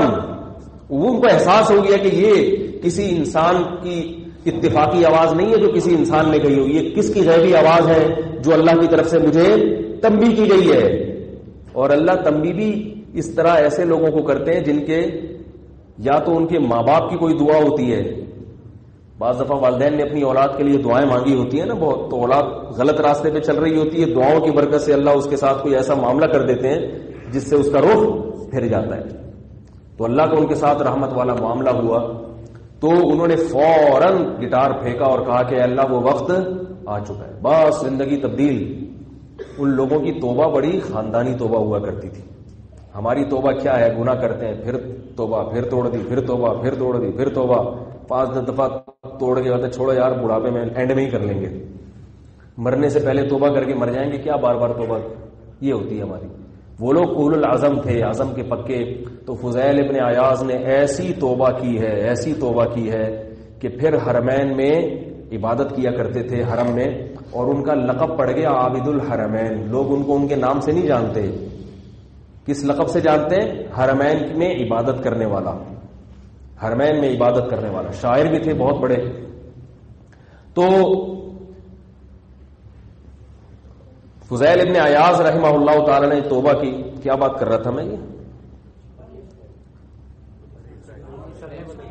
ہاں تو یہ حدیث میں آتا ہے رسول اللہ صلی اللہ علیہ وسلم نے فرمایا کہ میری امت میں جب گانے بجانے والیاں بہت زیادہ ہو جائیں گی اور شرابیں پی جائیں گی, اور آپ صلی اللہ علیہ وسلم نے بھی فرمایا کہ موسیقی کے آلات عام ہو جائیں گے. ہمیں اس پہ بتا رہا تھا کہ اب لڑکوں میں گٹار کا رواج بڑھتا چلا جا رہا ہے, تو موسیقی کا رواج بہت زیادہ ہو جائے گا.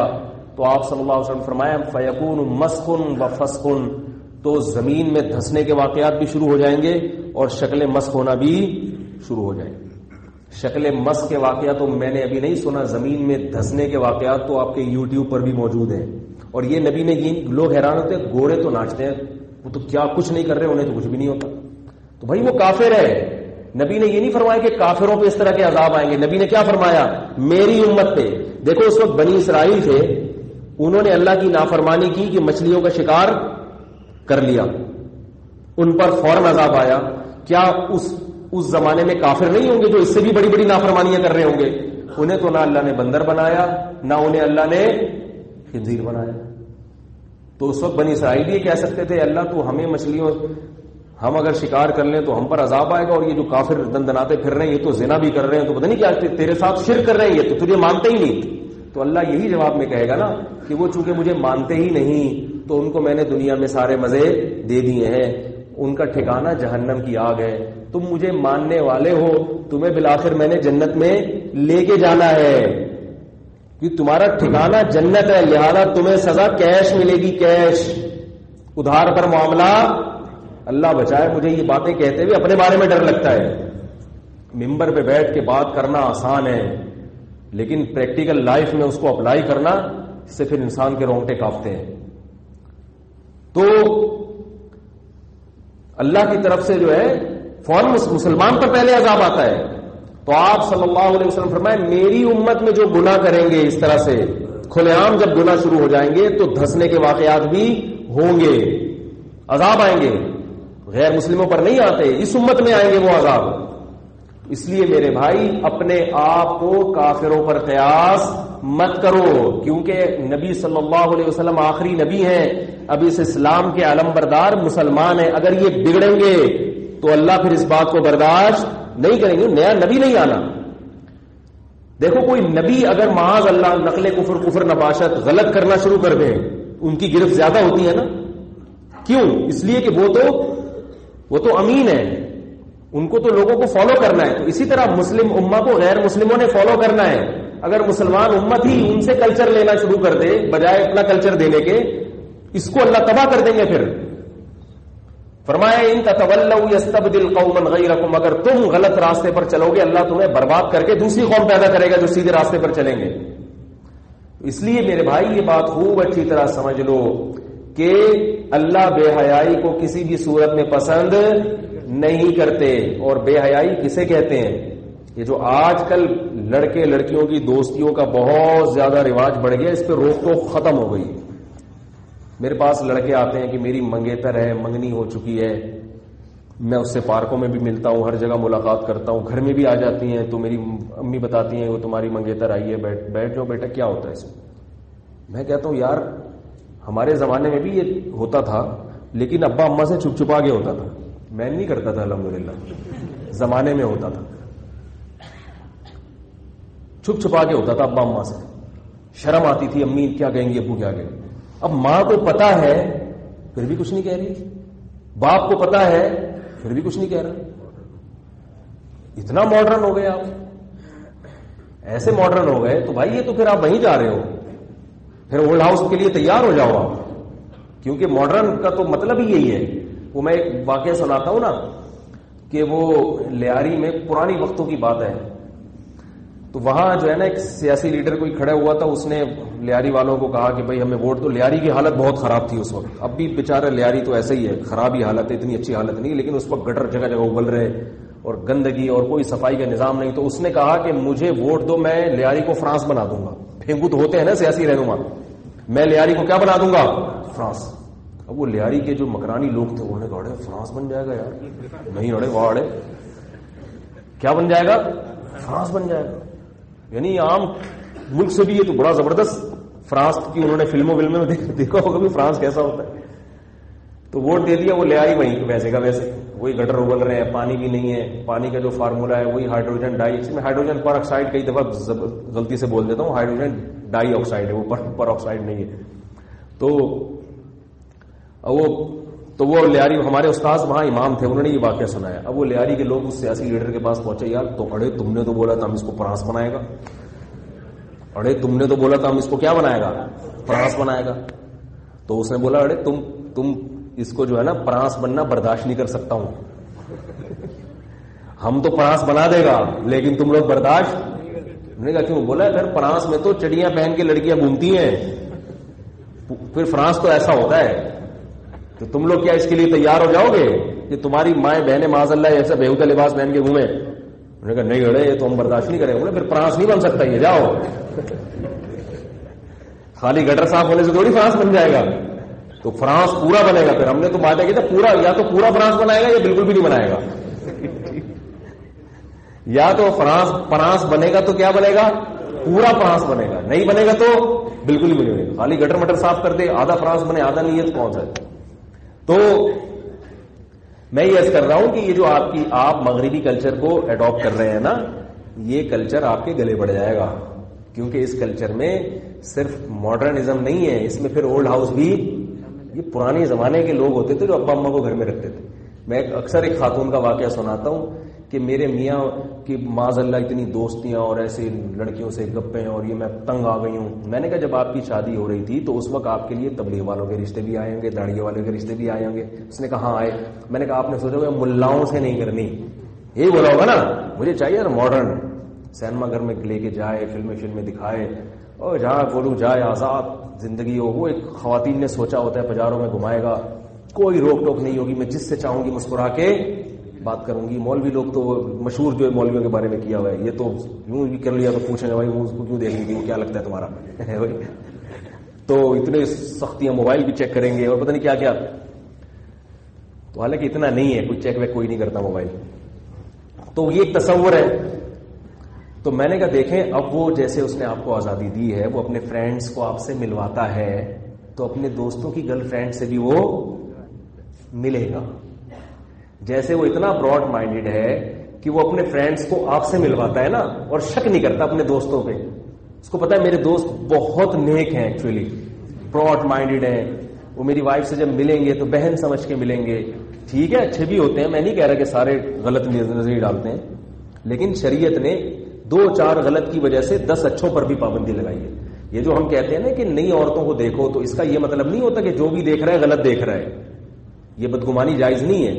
اسی طرح ہم یہ جب کہتے ہیں کہ اپنی بیویوں کو, اپنی بیٹیوں کو سب سے پردہ کراؤ, تو اس کا یہ مطلب نہیں ہوتا کہ جو بھی آپ کی بیوی بیٹی پر نظر ڈالے گا گندی نگاہیں ڈالے گا. ہر آدمی برا نہیں ہوتا. 2 وجہ سے منع کیا جاتا ہے. ایک تو یہ کہ برا نہیں ہے لیکن برائی کا خیال آ سکتا ہے. دوسرا یہ کہ اگر نہیں بھی آیا تو یہ چیک کیسے کرو گے کہ اس کو نہیں آ رہا اور اس کو اس سے پابندی لگاؤ, اس سے نہیں لگاؤ. تو وہ بولے گا یار اس سے پردہ نہیں کراتے اپنی بیوی کو, اور مجھ سے جناب میں غلط آدمی ہو گیا. ایک خاتون نے پردہ کر لیا اپنے شوہر کے ایک بھائی سے پردہ کیا, دوسرے بھائی سے نہیں کیا. اب ظاہر ہے جس سے پردہ کیا وہ برا سکے, میں کیا گندی نگاہیں ڈالتا ہوں. تو پردہ کرے گی تو سب سے کرے گی, نہیں کرے گی تو کسی سے بھی نہیں کرے گی. تو اس لیے شریعت نے کہا بھائی سب سے کرو. تو اس کا یہ مطلب نہیں ہے کہ سب غلط ہی نگاہیں ڈالتے ہیں اور ساری دنیا غلط ہو گئی ہے. لوگ پھر مولویوں پہ یہ الزام لگاتے ہیں کہ بھائی یہ پتہ نہیں انہوں نے کیا بنا لیا ہے کہ وہ جو بھی نظر ڈالے گا تو وہ نظر جھکا دے اور غلط ہے. بھائی اس لیے کہ برائی سے بچنے کے لیے جو ہے نا 1% چانس بھی ہوتا ہے. ایک آدمی کا بھی برائی کا خیال ہوتا ہے تو 99 کو روکنا پڑتا ہے. تو میں نے اس خاتون سے کہا کہ آپ نے براڈ مائنڈیڈ بندے سے شادی کی ہے اور وہ کھلے ذہن کا آدمی ہے, جیسے وہ اپنے دوستوں کو آپ سے ملائے گا تو اپنے دوستوں کی بیویوں سے بھی ملے گا اور اپنے دوستوں کی فرینڈ سے بھی ملے گا وہ. اور جب ملے گا تو آنکھ مٹکا سمجھتے ہیں جو ہوتا ہے ایسے آنکھ مٹکا بھی ہوگا. اور آنکھ مٹکا جب ہوگا تو براڈ مائنڈ آدمی کہتا ہے بھائی ہو گیا تو کیا ہے, مجھے تھوڑا سا آنکھ مٹکا ہو گیا, پسند آ گئی, کسی کی تعریف کر دی تو کیا ہے. تو اگر بیوی کو جلن ہو رہی ہے تو کوئی بات نہیں, جلن ہو گئی تو کیا ہے, یہ بھی ٹھیک ہے وہ بھی ٹھیک ہے, تو ساری چیزیں ٹھیک ہے. وہ براڈ مائنڈ کا مطلب بالکل ہر چیز سیٹ, سب ٹھیک ہو رہا ہے معاشرے میں, لائف کو انجوائے کرو. تو میں نے کہا کرو انجوائے. میں نے کہا آپ خاتون آپ لائف کو کیا کریں, انجوائے کریں. تو اس لیے میں کہہ رہا ہوں کہ جو والدین اپنی اولادوں کو ماڈرن بنا رہے ہیں ضرورت سے زیادہ, تو سوچ لیں کہ ہمارا فیوچر, بولو بھائی, اچھا نہیں. اللہ کا شکر ہے ہمارے والدین نے ہمیں ماڈرن نہیں بنایا, تعلیم دی اچھی, ایسے اسکولوں میں دی جہاں کو ایجوکیشن نہیں تھی, ورنہ ہمارے بھی آنکھ مٹک کے ہی چلتے رہتے. آنکھ مٹکوں سے نکلتے تو پھر مدرسے میں آتے نا. جب لڑکے لڑکیوں کو اکٹھے بٹھا دو گے تو یاد رکھو لڑکے لڑکی کلاس فیلو بعد میں ہوتے ہیں, لڑکا لڑکی پہلے ہوتے ہیں. تمہاری بات سمجھ, ہر مرد پہلے ہوگا اور ہر عورت پہلے, بعد میں وہ جو کچھ بھی ہے تو ہے, بعد میں ہے وہ جو کچھ. تو یہ جب ماحول بنے گا تو آپ اس کو کچھ بھی نام دے دو, معاشرے میں اصلاح کے بجائے فساد پھیلے گا. اسکولوں کا آپ کو میں حال بتا دوں, کو ایجوکیشن کالجز ہیں اور اسکولز ہیں.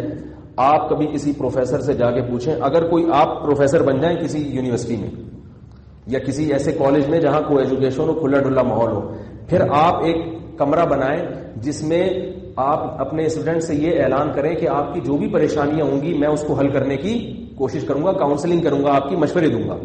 پھر آپ چیک کریں کہ پریشانیاں کیا آتی ہیں زیادہ. آپ اگر مجھے کہیں نا کہ میں مبالغہ کر رہا ہوں, غلط کہہ رہا ہوں, تو آپ تجربہ کر کے دیکھ لیں. زیادہ تر کیسز آپ کے پاس پتہ ہے کیا آئیں گے, یہ نہیں آئیں گے کہ سر میرے فزکس میں نمبر بہت کم آ رہے ہیں, دعا کریں میرے نمبر زیادہ ہو جائیں.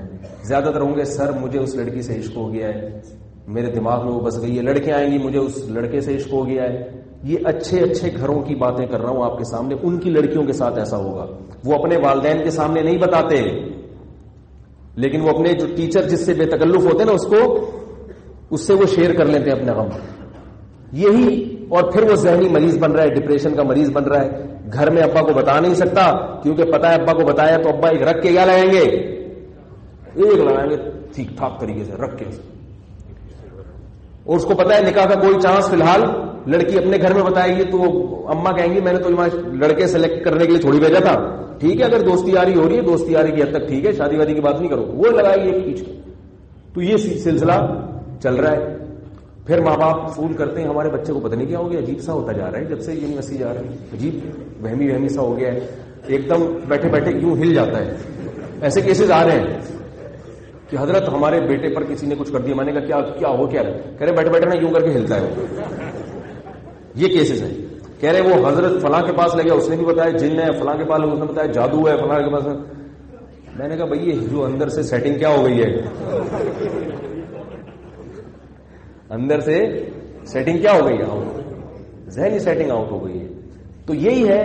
تو الگ الگ رہتے یہ سارے خراب نہیں ہوتے. مصیبت یہ ہے کہ ہم کہتے ہیں بھائی میں بھی تو کو ایجوکیشن میں پڑھا ہوں, مجھے تو کچھ بھی نہیں ہوا. آپ کو نہیں ہوا, بہت سو کو ہو رہا ہے.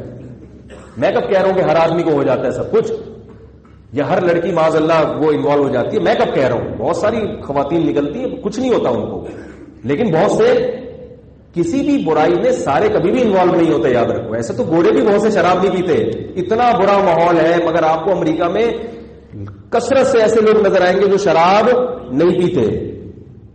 لیکن اس کا یہ مطلب نہیں ہے کہ شراب کی کھلے عام اجازت جو گورنمنٹ نے دی ہے وہ صحیح دی ہوئی ہے, کیونکہ بہت سے نہیں پی رہے. تو بھائی اس دینے کی وجہ سے, اجازت دینے کی وجہ سے پینے والے زیادہ ہو گئے ہیں, بچنے والے تھوڑے رہ گئے. اگر گورنمنٹ پابندی لگا دیتی تو کوئی بھی نہیں پیتا. ہمیں سارے سب کی اصلاح کی فکر کرنی ہے. میں بات کو سمیٹ کے ختم کرتا ہوں. تو دیکھو بھائی, اللہ تعالیٰ قرآن مجید میں صاف طور پہ فرما رہے ہیں کہ اللہ بے حیائی کو پسند نہیں کرتے. اب میں چند پوائنٹ کی باتیں آپ سے کہہ کے جو بیان کا خلاصہ ہے وہ سمیٹ رہا ہوں. دیکھو اس بے حیائی کے دنیا کے بھی نقصانات ہیں اور آخرت کے بھی. ڈپریشن کا مریض بنتا ہے انسان, ماں باپ کی مرضی سے شادی نہیں کرتا, پھر وہ یہ بھی ایک بڑی ٹینشن ہے.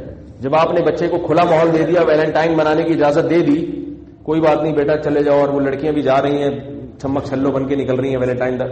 ابا پوچھ نہیں رہے کہ بھائی تو آج کیوں چھمک چھلو بنی گئی تھی, ہے بھائی کیوں, بھائی کیوں, ہم تو خاندانی لوگ ہیں, ہماری بیٹیاں ایسے نہیں نکلا کرتی, جا رہی ہے کوئی روک ٹوک نہیں ہے. تو نتیجہ کیا نکلے گا؟ سب سے پہلے خرابی کہ پھر بہو آپ کی مرضی کی, بولو بھائی نہیں ہے, پھر وہ آپ کے بیٹے کی بیوی تو ہوگی مگر آپ کی بہو.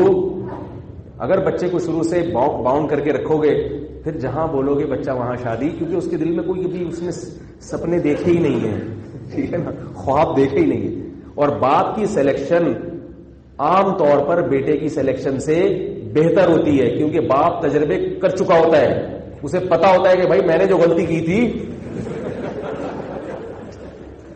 ایسی مذاق کر رہا ہوں, اسے پتا ہوتا ہے کہ میں جیسی اچھی لے کر آیا تھا تو اپنے بیٹے کے لیے بھی ایسی لے کر آؤں گا. سمجھ رہے؟ تو اور حقیقت ہے جو بچے والدین کی مرضی کی کرتے ہیں شادی, میرا ایک کلپ ہے نا کہ بچے کی بھی مرضی کا خیال رکھو, وہ کلپ اس کے خلاف نہیں ہے. وہ تو اس لیے کہ جب بچے کو آپ نے کھلی آزادی دے دی, اتنے آنکھ مٹکے کر لیے, اب وہ کہیں عشق سوار ہو گیا, اب آپ گن پوائنٹ لے کے اس کو کہہ رہے ہیں کہ نہیں کرو, تو پھر وہ تو ظاہر ہے وہ تو ڈپریشن کا مریض بنتا ہے. لیکن عام حالات میں باپ کی جو سلیکشن ہے, والدین کی جو سلیکشن ہے وہ زیادہ اچھی ہوتی ہے, کیونکہ وہ تجربے کار ہے. ہمارے ہاں تو پہلے تو خاندانوں میں یہ ہوتا ہی یہ تھا, بیٹا کہتا تھا اماں دیکھ لو جو بھی آپ کے ساتھ بھی رہنا ہے, میرے ساتھ بھی رہنا تو آپ دیکھ لو. اب پتا ہے کہ ابا اماں میرے لیے کبھی بھی غلط, باپ اور ماں سے زیادہ کون خیر خواہ ہو سکتا ہے بھائی. تو ایسا رشتہ لے کر آئیں گے کہ جو خاندانی ہو. اور لڑکا جو ہے نا اس کے دماغ پہ شہوت سوار ہوتی ہے, وہ صرف ڈینٹنگ پینٹنگ دیکھتا ہے کہ یار ڈسٹمپر کتنا ہوا بھائی, وہ صرف کلر کے ڈبے دیکھتا ہے کہ کلر کے ڈبے فرشتوں نے کتنے خالی کیے اس کے اوپر, اور کوئی ڈنٹ ونٹ نہیں پڑا ہوا پر وہ یہ دیکھ رہا ہوتا ہے. اخلاق سب وہ ایک طرف رکھ دیتا ہے, تو کوئی معیار ہی نہیں ہے. تو اگر والدین اپنے بچوں پہ کنٹرول کریں گے, بیٹیوں کے موبائل چیک کرتے رہیں گے, چھاپے نہ مارے موبائل پہ, کسی کی پرائیویسی میں آپ زبردستی دخل اندازی, خام خواہ میں بیٹی کا موبائل اٹھا کے چیک کر لینا کیا کر رہی ہے جائز نہیں ہے. ہاں بتا کے چیک کریں آپ.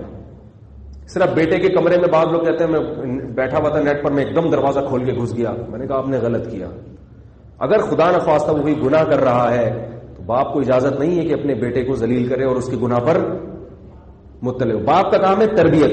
تو تربیت کے لیے یہ ضروری ہے کہ وہ یہ کہہ دے کہ بیٹا دروازہ بند کر کے تمہیں نیٹ پر بیٹھنے کی اجازت نہیں. یہ کر سکتا ہے. اور اگر تم نے بند کیا تو پہلے بتا دے کہ میں کسی بھی وقت دروازہ کھول کے اچانک آ سکتا ہوں. تو کسی کو خامخواہ میں کسی کے گناہ پہ زبردستی تجسس کر کے مطلع ہونا یہ بالکل حرام ہے. آج لوگ اس کا خیال نہیں کرتے, تجسس کرتے کدھر جا رہا ہے, کہاں جا رہا ہے, میں دیکھوں یار کدھر جا رہا ہے. غلط ہے, کیونکہ یاد رکھو کسی کے گناہ پہ مطلع ہونے کی کوشش کرو گے تو پھر تمہاری خیر نہیں ہے. کیونکہ اللہ نے کہا ہے کہ جو حدیث میں آتا ہے کہ جو کسی کی پردہ دری کرتا ہے نا, اس کے بھی عیوب سے اللہ تعالیٰ پردے ہٹا دیتے ہیں, اس کو بھی ذلیل کر دیتے ہیں. اور میں نے اپنی زندگی میں دیکھا ہے کہ جب کسی نے کسی کے گناہ کو ہائی لائٹ کیا ہے نا, تھوڑے دنوں میں وہ خود اس گناہ میں مبتلا ہوا ہے. اس لیے بہت خطرناک معاملہ ہے. کسی کو بھی گناہ کرتے ہوئے دیکھو, پردہ ڈالو, چاہے وہ کتنی بڑی شخصیت ہو, کتنا بڑا بزرگ ہو. اگر چھپ کے گناہ کر رہا ہے, کھلے عام کر رہا ہے, تو پھر پردہ ڈالنے کی پھر نہیں ہے. کیونکہ وہ جب اپنے گناہ کو خود ہی دنیا کے سامنے شو کر رہا ہے تو اس کا مطلب وہ خود شرمندہ نہیں ہے. بعض ایسے بھی ہوتے ہیں کہ ان کو بار بار سمجھایا جائے بھائی یہ آپ غلط کر رہے ہیں, غلط کر رہے ہیں, پھر بھی وہ کرتے چلے, پھر وہ کرتے ہیں. پھر اس کا مطلب ہے کہ بھئی یہ تو خود اپنے گناہ پر نادم نہیں. کوئی بھی چھپ کے گناہ کر رہا ہے, اپنی اولاد ہو, بیوی ہو, عورت. اپنے خواتین کے پاس کالز آتی ہیں کہ ہم نے شوہر کو دیکھا کوئی برا کام کرتے ہوئے, کوئی نیٹ پر بیہودہ فلمیں دیکھ رہا ہے یا کچھ ایسے کر رہا ہے. میں کہتا ہوں اللہ کا واسطہ اپنے شوہر کی عزت کا خیال رکھو, معاشرے کو میں بدنام نہ کرو. اس نے گناہ کیا, 100% غلط کیا, بہت بڑی بے حیائی ہے کہ فحش فلمیں دیکھنا, لیکن اس بے حیائی کی وجہ سے اپنے شوہر کی عزت کو تار تار کر دینا, یہ اس سے بڑی بے حیائی ہے. اللہ نے قرآن مجید میں میاں بیوی کو ایک دوسرے کا لباس قرار دیا. لباس کا کام کیا ہوتا ہے؟ کیونکہ میاں بیوی ایک دوسرے کی جو راز کی جیسی باتیں جانتے ہیں وہ کوئی تھرڈ پرسن نہیں جانتا. تو اللہ نے ان دونوں کو اتنا کلوز اس لیے کیا تاکہ ایک دوسرے کے عیب کو چھپائیں. وہ اپنی بیوی کی برائیاں کر رہا ہے, میری بیوی کے تو مجھے پتا چلا وہ فلاں سے بھی تعلق تھا, فلاں سے بھی. بھائی کیوں بتا رہے ہیں؟ اس کو ذلیل کر دیا. اسی طرح شوہر کو اگر کسی برائی میں دیکھا ہے تو عورت اس کو چھپا دے. بہت ہی کسی خیر خواہ سے مشورہ لے تو یہ نہ بتائے. میں کبھی کوئی خاتون کہہ رہی ہوتی ہے نا کہ میرے شوہر نے ایسا, میں اس خاتون سے کبھی بھی نہیں پوچھتا آپ کا نام کیا ہے, آپ کون ہے. کیوں؟ اس لیے کہ ایسا نہ ہو کہ مجھے اس کے شوہر کا پتہ چل جائے. کیونکہ بعض خواتین بتا رہی ہے وہ شوہر آپ کے بیان میں آتے ہیں, بس میں کہتا ہوں مجھے ڈیٹیل بتانے کی ضرورت نہیں, کیونکہ ایسا نہ ہو میں پہنچ جاؤں وہاں تک تو میرے دل میں اس کی عقیدت ختم ہو جائے گی کہ بھئی اس کی بیوی نے تو یہ بتایا. اور بعض خانقاہوں میں ایسا ہوتا ہے کہ خواتین کسی شیخ سے اصلاحی تعلق قائم کرتی ہیں اور اصلاحی خط میں اپنے شوہر کی واٹ لگا رہی ہوتی. میرا میاں ایسا ہے, وہ آنکھ مٹکا کرتا ہے, وہ پڑوسن کو جھانک رہا تھا اس دن. پھر وہ شیخ صاحب کو پتا چل جاتا ہے اس کا میاں کتنے پانی. وہ شیخ بھی تو اللہ کی مخلوق ہے. عورت کے لیے اپنے شوہر کا مقام اپنے شیخ سے زیادہ ہے, یاد رکھو. شوہر پہلے ہے, شیخ و مرشد بعد میں. یہ بھی لوگوں کو بات سمجھ میں نہیں آتی. ایک دفعہ میں نے کسی کو کہا کہ بھائی جو صلہ خونی رشتے ہیں نا ان کی اہمیت شریعت میں زیادہ ہے شیخ و مرشد سے. شیخ و مرشد کی بھی اہمیت ہے لیکن خونی رشتوں کی اہمیت زیادہ. انہوں نے کہا نہیں, شیخ سے تو ہم دین سیکھتے ہیں اور شیخ سے تو اتنے فائدے ہوئے. میں نے کہا اچھا مجھے ایک بات بتاؤ, اگر تمہاری طبیعت خراب ہو جائے خانقاہ میں, تم آئے خانقاہ میں رہنے کے لیے, 2 دن خراب, 3 دن خراب طبیعت, یہ پرائیویسی والی بات میں مکمل کروں گا, یہ کہیں رہ نہ جائے. تو 3 دن طبیعت خراب ہوئی, پھر شیخ صاحب کیا کہیں گے؟ بھائی اس کے بھائی کو فون کرو. کہیں گے نا, بولیں گے نا کہ اس کے بڑے بھائی کو فون کرو, چھوٹے بھائی کو فون کرو, بھائی آپ کا بندہ بیمار ہے اس کو لے جائیں. تو وہ آئیں گے کس طرف؟ ایک لڑکے نے مجھے کہا میری تو اپنے بھائی سے بنتی نہیں ہے, کبھی تمیز سے بات ہی نہیں کرتے مجھ سے. میں نے کہا کیسا ہی آپس میں نفرتیں چل رہی ہوں, ایکسیڈنٹ ہو گیا خدا نخواستہ آپ کا, سب سے پہلے کون اٹھانے آئے گا؟ بولو بھائی. لوگ نمبر دیکھ کے کس کو کال کریں گے؟ بھائی کو. بھائی کا پتہ لگاؤ یار بھائی کون ہے. ہاسپٹل میں کون آئے گا؟ میں نے کہا اگر خدا نخواستہ پولیس غلط کیس میں آپ کو اٹھا کے لے جائے, جعلی کیس میں, سب سے زیادہ چھڑوانے کی کوشش کون کرے گا؟ شیخ کرے گا, بھائی کرے گا؟ بولتے کیوں نہیں بھائی؟ بھائی کرے گا. چاہے آپس میں بالکل بھی نہ بنتی ہو, بالکل بھی نہ بنتی ہو. اسی لیے قرآن نے کہا وَأُولُو الْأَرْحَامِ بَعْضُهُمْ أَوْلَىٰ بِبَعْضٍ فِي كِتَابِ اللَّهِ. اللہ فرماتے ہیں کہ اللہ کی کتاب میں, قرآن میں رشتہ داروں کا حق سب سے پہلے ہے, سب سے پہلے ہے. تو یہ بات کہاں چاہیے؟ شیخ پہ بات کہاں سے آ رہی؟ پرائیویسی کی بات کر رہا ہوں کہ عورت کیا کرتی ہے, اپنے شیخ کے سامنے اپنے شوہر کو ذلیل کر دیا, اور اپنی خواتین کے سامنے, دوسری خواتین کے سامنے. اب ہوتا کیا ہے کہ وہ شوہر توبہ کر لی اور میاں بیوی میں دوبارہ محبت ہو گئی, مگر اس کی عزت کا قیامت تک کے لیے جنازہ نکل گیا. کیونکہ انسان کی, اللہ کی عادت کیا ہے کہ 100 دفعہ بھی گناہ کرو نا, 100 دفعہ توبہ کرو, اللہ معاف کر دے. کہہ کہ چل تو نے سچے دل سے توبہ کر دی, بھلا دیا, پچھلا کیا ہے ختم. لیکن مخلوق معاف، مخلوق کہے گی وہی ہے، وہی ہے، پکڑا گیا تھا، وہی ہے، وہی. آپ 100 دفعہ بولو بھائی میں نے توبہ کر لی ہے تو وہی نا، بندہ تو وہی ہے نا، مخلوق تھوڑی معاف کرتی ہے. اور پھر میاں بیوی میں عام طور پہ کیا ہوتا ہے کہ وہ کمپرومائز کر لیتے ہیں، سیٹ ہو جاتے ہیں، لیکن خود اس عورت کی عزت کا جنازہ نکل جاتا ہے. کہتے ہیں یہ اس کا تو میاں ایسا ہے. پھر وہ عورت پھر اپنے شوہر کی عزت کی حفاظت کرتی، پھر نہیں میرے میاں بہت اچھے. کہتے ہیں ہمیں پتا ہے کتنے اچھے ہیں، تو نے خود بتایا تھا. پھر یہ بات جب بچوں کو پتہ چلتی ہے کہ میرا باپ ایسے تھا، بچے پھر سیدھے راستے پہ نہیں چلتے. تو گھروں کے راز عورتیں فاش کر دیتی ہیں، یہ بہت بڑا جرم ہے. تو اگر شوہر کو کسی برائی میں دیکھو، زنا کر رہا ہے یا خدا نخواستہ لڑکیوں سے غلط دوستیاں لگائی ہوئی ہیں، کسی خیرخواہ کو فون کرو، یہ نہ بتاؤ کہ میں کون بات کر رہی ہوں. کسی مفتی صاحب کو فون کرنی ہے اگر مشورے کے لیے، بات پریشان ہوتی ہے، تو اگر مجھے بھی فون کرنی ہے بھائی مجھے اپنا تعارف نہ کروائیں، بلکہ یوں بتائیں کہ بھائی مفتی صاحب ایک مجھے یہ مسئلہ بتائیے کہ ایک خاتون نے، یا یوں کہہ دے کہ مجھ سے کسی نے پوچھا ہے، کسی خاتون نے، تو وہ خاتون یہ خود ہی ہے جو اپنے آپ سے پوچھ رہی ہیں، تو جھوٹ بھی نہیں ہے، یہ توعیہ ہے نا. مفتی صاحب کسی خاتون نے مجھ سے پوچھا ہے کہ انہوں نے اپنے شوہر کو اس حالت میں دیکھا اور کئی بار دیکھا ہے، تو اب آپ بتائیں کیا کرنا چاہیے. تو پھر سب بتا دیں گے، آپ اپنی اس خاتون کو، اپنی فرینڈ کو یہ بتا دیں کہ یہ کرنا چاہیے، اس کی کنڈی چوڑے میں کیا کرنا چاہیے. وہ تو ہر ایک الگ حالات ہے نا. لیکن اس کی عزت کا جنازہ بولو بھائی نہیں نکالو. اسی طرح عورت کے کسی عیب پر مطلع ہو گئے تو پردہ ڈالو. حضرت معاذ رضی اللہ تعالی عنہ نے اپنی بیوی کو سری زنا کرتے ہوئے دیکھا تھا. سوری معاذ کہہ رہا ہوں، حضرت ہلال ابن امیہ عویمر اجلانی رضی اللہ تعالی عنہ نے اپنی بیوی کو صاف زنا کرتے ہوئے دیکھا. صحیح بخاری کی حدیث ہے، نبی کے پاس آئے، عرض کیا یا رسول اللہ میری بیوی نے زنا کیا. آپ صلی اللہ علیہ وسلم کو بہت ناگوار گزرا کہ مجھے کیوں بتا رہے ہیں، اتنا ناگوار ہوا. علامہ نووی نے لکھا ہے اس پر کہ اس لیے نبی کو ناگوار گزرا کہ اگر دیکھا ہے تم نے تو طلاق دے دو اسے، یا تو برداشت کرو اگر وہ توبہ کر لیتی ہے، اگر نہیں سمجھ میں آ رہی تو چپکے سے طلاق دے دو. پبلک میں بتانے کی کیا ضرورت ہے. نہیں آ رہی میرا خیال ہے بات. بھائی کوئی بہانہ بنا کے چھوڑ دو کہ بھائی ہماری بنتی نہیں تھی آپس میں اس لیے میں نے چھوڑ دیا. لیکن لوگ بھی نہیں چھوڑتے نا، نہیں کیوں لوگ بھی اگلواتے ہیں، یہ بھی غلط ہے. اگر اس نے چھوڑ دیا ہے تو زیادہ گہرائی میں جانے کی کوشش نہ کرو. بولو بھائی آپس میں نہیں بن رہی ہوگی، کوئی مسئلہ ہوگا. جتنا لوگوں کے عیوب پر پردہ ڈالو گے اتنا اللہ ہمارے عیوب پر قیامت کے دن پردہ ڈالے گا. اور جتنا پردہ چاک کرو گے، چاہے عورت شوہر کے عیب پر یا پھر وہ اس کا نقصان کتنا ہوا. حضرت عویمر اجلانی عرض کرتے رہے نہیں یا رسول اللہ مجھے سزا بتائیں، مجھے بتائیں کیا. اس پر لعان کی آیتیں نازل ہو گئیں.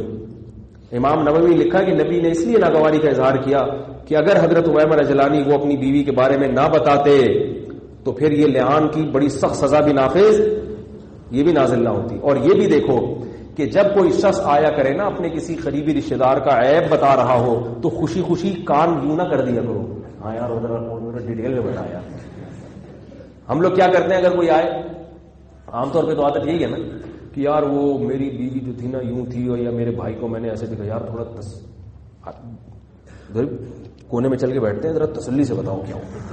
کیونکہ کسی کے عیب پر مطلع ہو رہے ہیں نا تو مزہ آنا شروع ہو جاتا ہے. یہ مزہ آنا اس کی علامت ہے کہ دل میں کیا ہے. جبکہ ہمارے نبی نے جب سنا تو آپ صلی اللہ علیہ وسلم کو مزہ نہیں آیا بلکہ ناگواری گزری کہ بھائی مجھے کیوں بتا رہے ہو.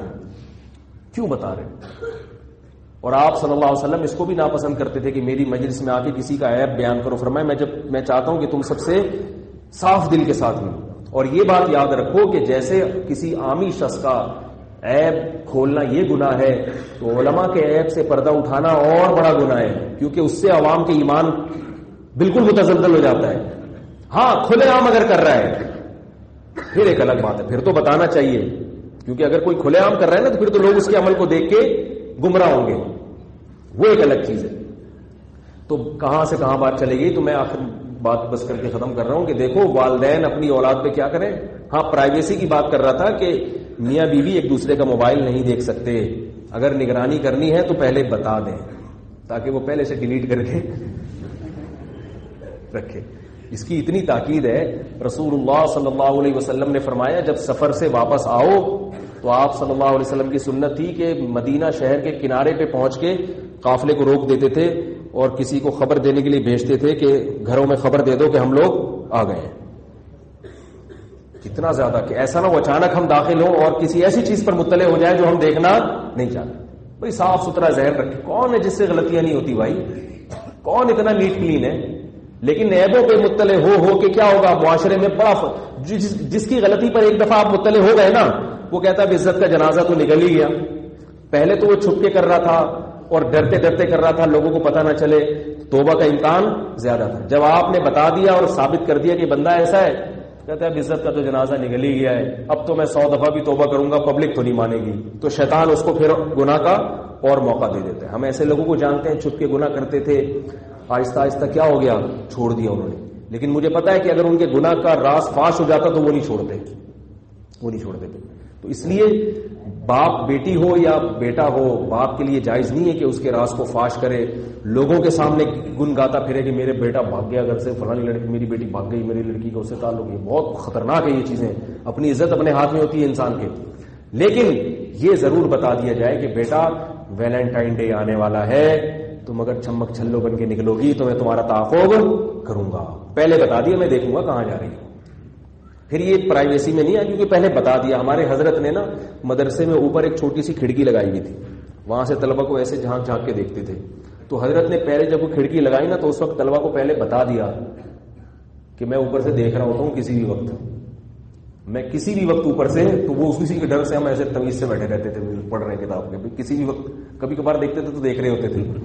ٹھیک ہے, تو یہ تو ٹھیک ہے ڈرانے کے لیے, لیکن کھڑکی کھول لی, بتایا نہیں اور پھر جھانک تاک شروع کر دی, یہ کیا ہو جائے گا؟ یہ پرائیویسی میں, بولو بھائی, دخل اندازی, جو کہ شریعت نے لا تجسسوا صاف طور پر حرام قرار دیا, اس کو گناہ قرار دیا. تو بچوں پہ کنٹرول کریں, ان کو ویلنٹائن بنانے نہ دیں, ان کو بولیں کہ ہم مسلمان ہیں, ہم شریف خاندان کے شریف لوگ ہیں. بیٹے سے کہیں بیٹا اگر تیرا کہیں آنکھ مٹکا خدا نخواستہ ہو گیا ہے تو باپ کہے بیٹا مجھے بتا دے, خاندانی لوگ ہیں, پارکوں میں ڈیٹے مارنے کی اجازت نہیں دیں گے, یہ ہماری پرمپرا, بولو نا بھائی, نہیں ہے, ہم خاندانی لوگ ہیں. سمجھ آ رہی بات؟ یہ ہمارا اسٹائل نہیں ہے, اچھے لوگ ہیں, خاندانی لوگ ہیں. ہاں اس کے جذبات کا بھی خیال کریں. یہ نہیں کہ ایک دم اس نے کہا ابا مجھے, وہ ایک دم ابا ایک دم تیش میں آ گئے اور چاقو نکال لیا, یہ ہماری غیرت کے خلاف ہے بھائی, تو نے ایسی بات کیوں کی؟ اس کے جذبات کا بھی خیال کریں. بیٹا ٹھیک ہے, تم نے بتا دیا تمہیں یہ پسند ہے, ہم جائیں گے دیکھیں گے. اگر ہمیں بھی سمجھ میں آئی کہ بھائی صرف شکل ہی اچھی نہیں ہوتی, خاندان ذرا ہمیں لگا کہ کوئی خدا نخواستہ کوئی ایسے نہیں ہے کہ کیا کیسے وہ چھوڑے رہنے دے, تو ہمیں لگا کہ یہ اچھی فیملی کے لوگ ہیں, تو بیٹا تم نے بتا دیا, ہم خود جائیں گے. اس کو جذبات نہ کچلیں اس کی. اسی طرح لڑکی نے بتا دیا کہ ابا میں کو ایجوکیشن میں پڑھتی تھی, وہ مجھے فلاں پسند آئے, ایک دم تیش میں نہ آ جائیں, میں نے تجھے اس لیے بھیجا تھا وہاں پہ. کوئی بات نہیں بھائی, جوان لڑکی ہے, جب آپ نے بھیجا ہے, لڑکوں پہ نظر پڑے گی تو آنکھ مٹک کے, تو سب اتنے نیک تھوڑی ہوتے ہیں. تو اب اس کو تمیز سے کہ بیٹا ہم دیکھیں گے, آپ نے بتا دیا نا, ٹھیک ہے, مجھے بتاؤ کون ہے. یہ شریعت کا حکم بتا رہا ہوں آپ کو, میں اپنی طرف سے نہیں بتا رہا. آپ صلی اللہ علیہ وسلم کا یہی معمول تھا. جب پتا چلتا تھا نا کہیں کسی کو کسی سے محبت ہے تو آپ ان کو نکاح کی ترغیب دیتے تھے. یہ نہیں فرماتے نہیں یہ اچھا ہوگا, ایسا نہیں ہوتا تھا. اسلام دین فطرت. تو بیٹی کو کیا کہنا ہے, بیٹی ویلنٹائن ڈے منانے کی اجازت نہیں ہے, مجھے بتاؤ کہاں مسئلہ ہے, یہ چمک چھلو کس کے لیے بنی ہوئی ہو تم؟ آج ویلنٹائن ڈے ہے اور تم رات سے چمک چھلو بننے کی پوری کوشش کر رہی ہو. یہ ہماری پرمپرا, کیونکہ یہ ابھی بہت سی باتیں آ رہی ہے, چھوڑے پھر بہت لمبی بات ہو جاتی. تو ان سے بولے کہ یہ ہماری پرمپرا, یہ ہماری خاندانی روایت نہیں ہے, تم تمیز سے بتا دو, ہم خود ہی رشتہ مانگ لیں گے, تمہیں یہ چمک چھلو بننے کی نوبت نہیں آئے گی, اس کو پٹانے کی نوبت نہیں آئے گی. بتا دو, میں خود ہی سمجھا دوں گا بیٹے کو, بھائی ہماری بچی ہے, تم سے نکاح کرنا چاہتی ہے, تو تم خاندانی لحاظ سے بڑے تمیز کے آدمی لگ رہے ہو, حرکتیں تمہاری اچھی نہیں ہے. اگر حرکتیں اچھی ہوتی, لیکن چلو 100% آج کل کون صحیح ہوتا ہے, ہماری بھی اسی طرح ہوگی, ٹھیک ہے نا, وہ ابا کہہ سکتا ہے. تو یہ کر لینا چاہیے. آپ اس کے جذبات کو اگر بالکل کچل دیں گے تو پھر وہ بیٹھے بیٹھے اس کو جھٹکے, حقیقت ہے لڑکی کو بھی جھٹکے آئے گی, بیٹھے بیٹھے ہلے گی وہ, اور لڑکا بھی بیٹھے بیٹھے کیا ہوگا, ہلے گا. تو اس لیے نہ ان کو بغاوت پہ اکسائیں اور نہ ان کو اتنا آزاد کر دیں کہ وہ یہ حرام کاریاں شروع کر دیں.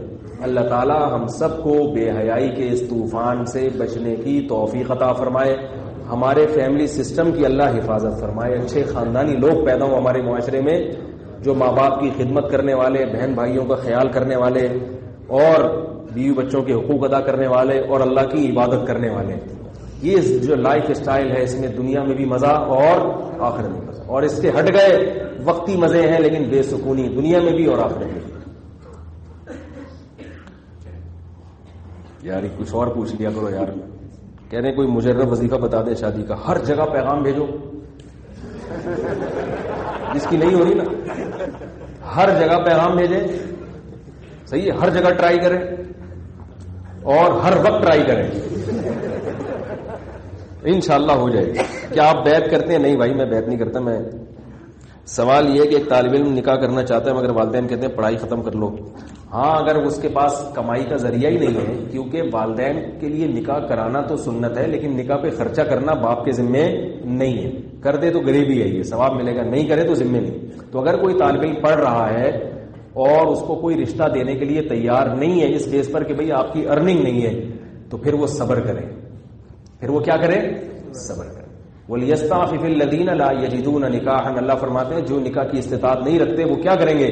عفت سے زندگی گزاریں. ان قریب اللہ ان کے لیے انتظام کر دے گا. سوال یہ کہ سننے میں آئے کہ 3 طلاق کے ساتھ اگر انشاءاللہ کہہ دیا جائے تو طلاق واقع نہیں ہوتی. جی ہاں, لیکن زور سے کہنا پڑے گا. آہستہ سے کہہ دیا تو پھر اس کو مانا نہیں جائے گا. اگر زخم میں پانی بھر جائے اور دوران نماز پھٹ جائے تو نماز ختم ہو جائے گی؟ جی ہاں ختم ہو جائے گی نماز. کیا مردے کو زوال کے وقت دفنا سکتے ہیں؟ جی دفنا سکتے ہیں. تصویر کھینچنا اور کھنچوانا کیسا ہے؟ ڈیجیٹل تصویر پر تو میرا مفصل بیان ہے, اس میں اچھا خاصا اختلاف ہے. ہمارا رجحان اس کے جواز کی طرف ہے, لیکن جو پرنٹ تصویر ہے وہ بلا ضرورت جائز نہیں. ضرورت کے وہ بھی جائز ہے, بلا ضرورت وہ جائز نہیں.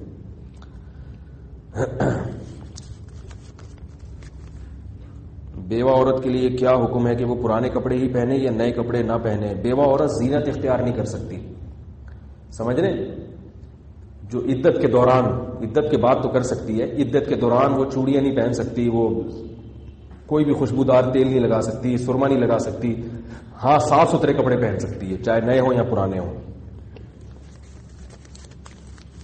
لیکن یہ عدت کے دوران ہے, عدت کے بعد جائز ہے. اگر جوتے ٹخنوں سے اوپر ہوں تو پینٹ ٹخنوں سے نیچے رکھ سکتے ہیں؟ بھائی جوتے ٹخنوں سے اوپر ہوں گے تو پینٹ ٹخنوں سے نیچے کیسے ہوگی؟ نہیں, رکھ نہیں سکتے. پینٹ جو ہے نا وہ ٹخنوں سے اوپر ہی رکھنی پڑے گی. حدیث میں آتا ہے کہ ایک زمانہ ایسا آئے گا کہ انسان خود سود میں ملوث نہیں ہوگا مگر سود کا دھواں اس کے اندر جائے گا. کیا یہ حدیث صحیح ہے؟ مجھے اس کی پوری تحقیق نہیں ہے حدیث کی کہ صحیح ہے یا ضعیف ہے. ہماری والدہ کا علاج کئی سالوں سے جس ڈاکٹر سے ہو رہا ہے وہ قادیانی ہے. اس بات کا بھی پتہ چلا ہے ہم ڈاکٹر کی قابلیت سے مطمئن ہیں اور ہماری امی طبیعت کو اچھی سے سمجھتے ہیں. ہم ان سے علاج جاری رکھیں. مجبوری میں جب چل گیا علاج تو مکمل کرا لیں, اس کے بعد آئندہ بہتر ہے کسی مسلمان سے علاج کرائیں. تجدید نکاح سے کیا مراد ہے؟ اس کی ضرورت, اہمیت اور طریقہ کار بھی بتا دیں. بعض دفعہ میاں بیوی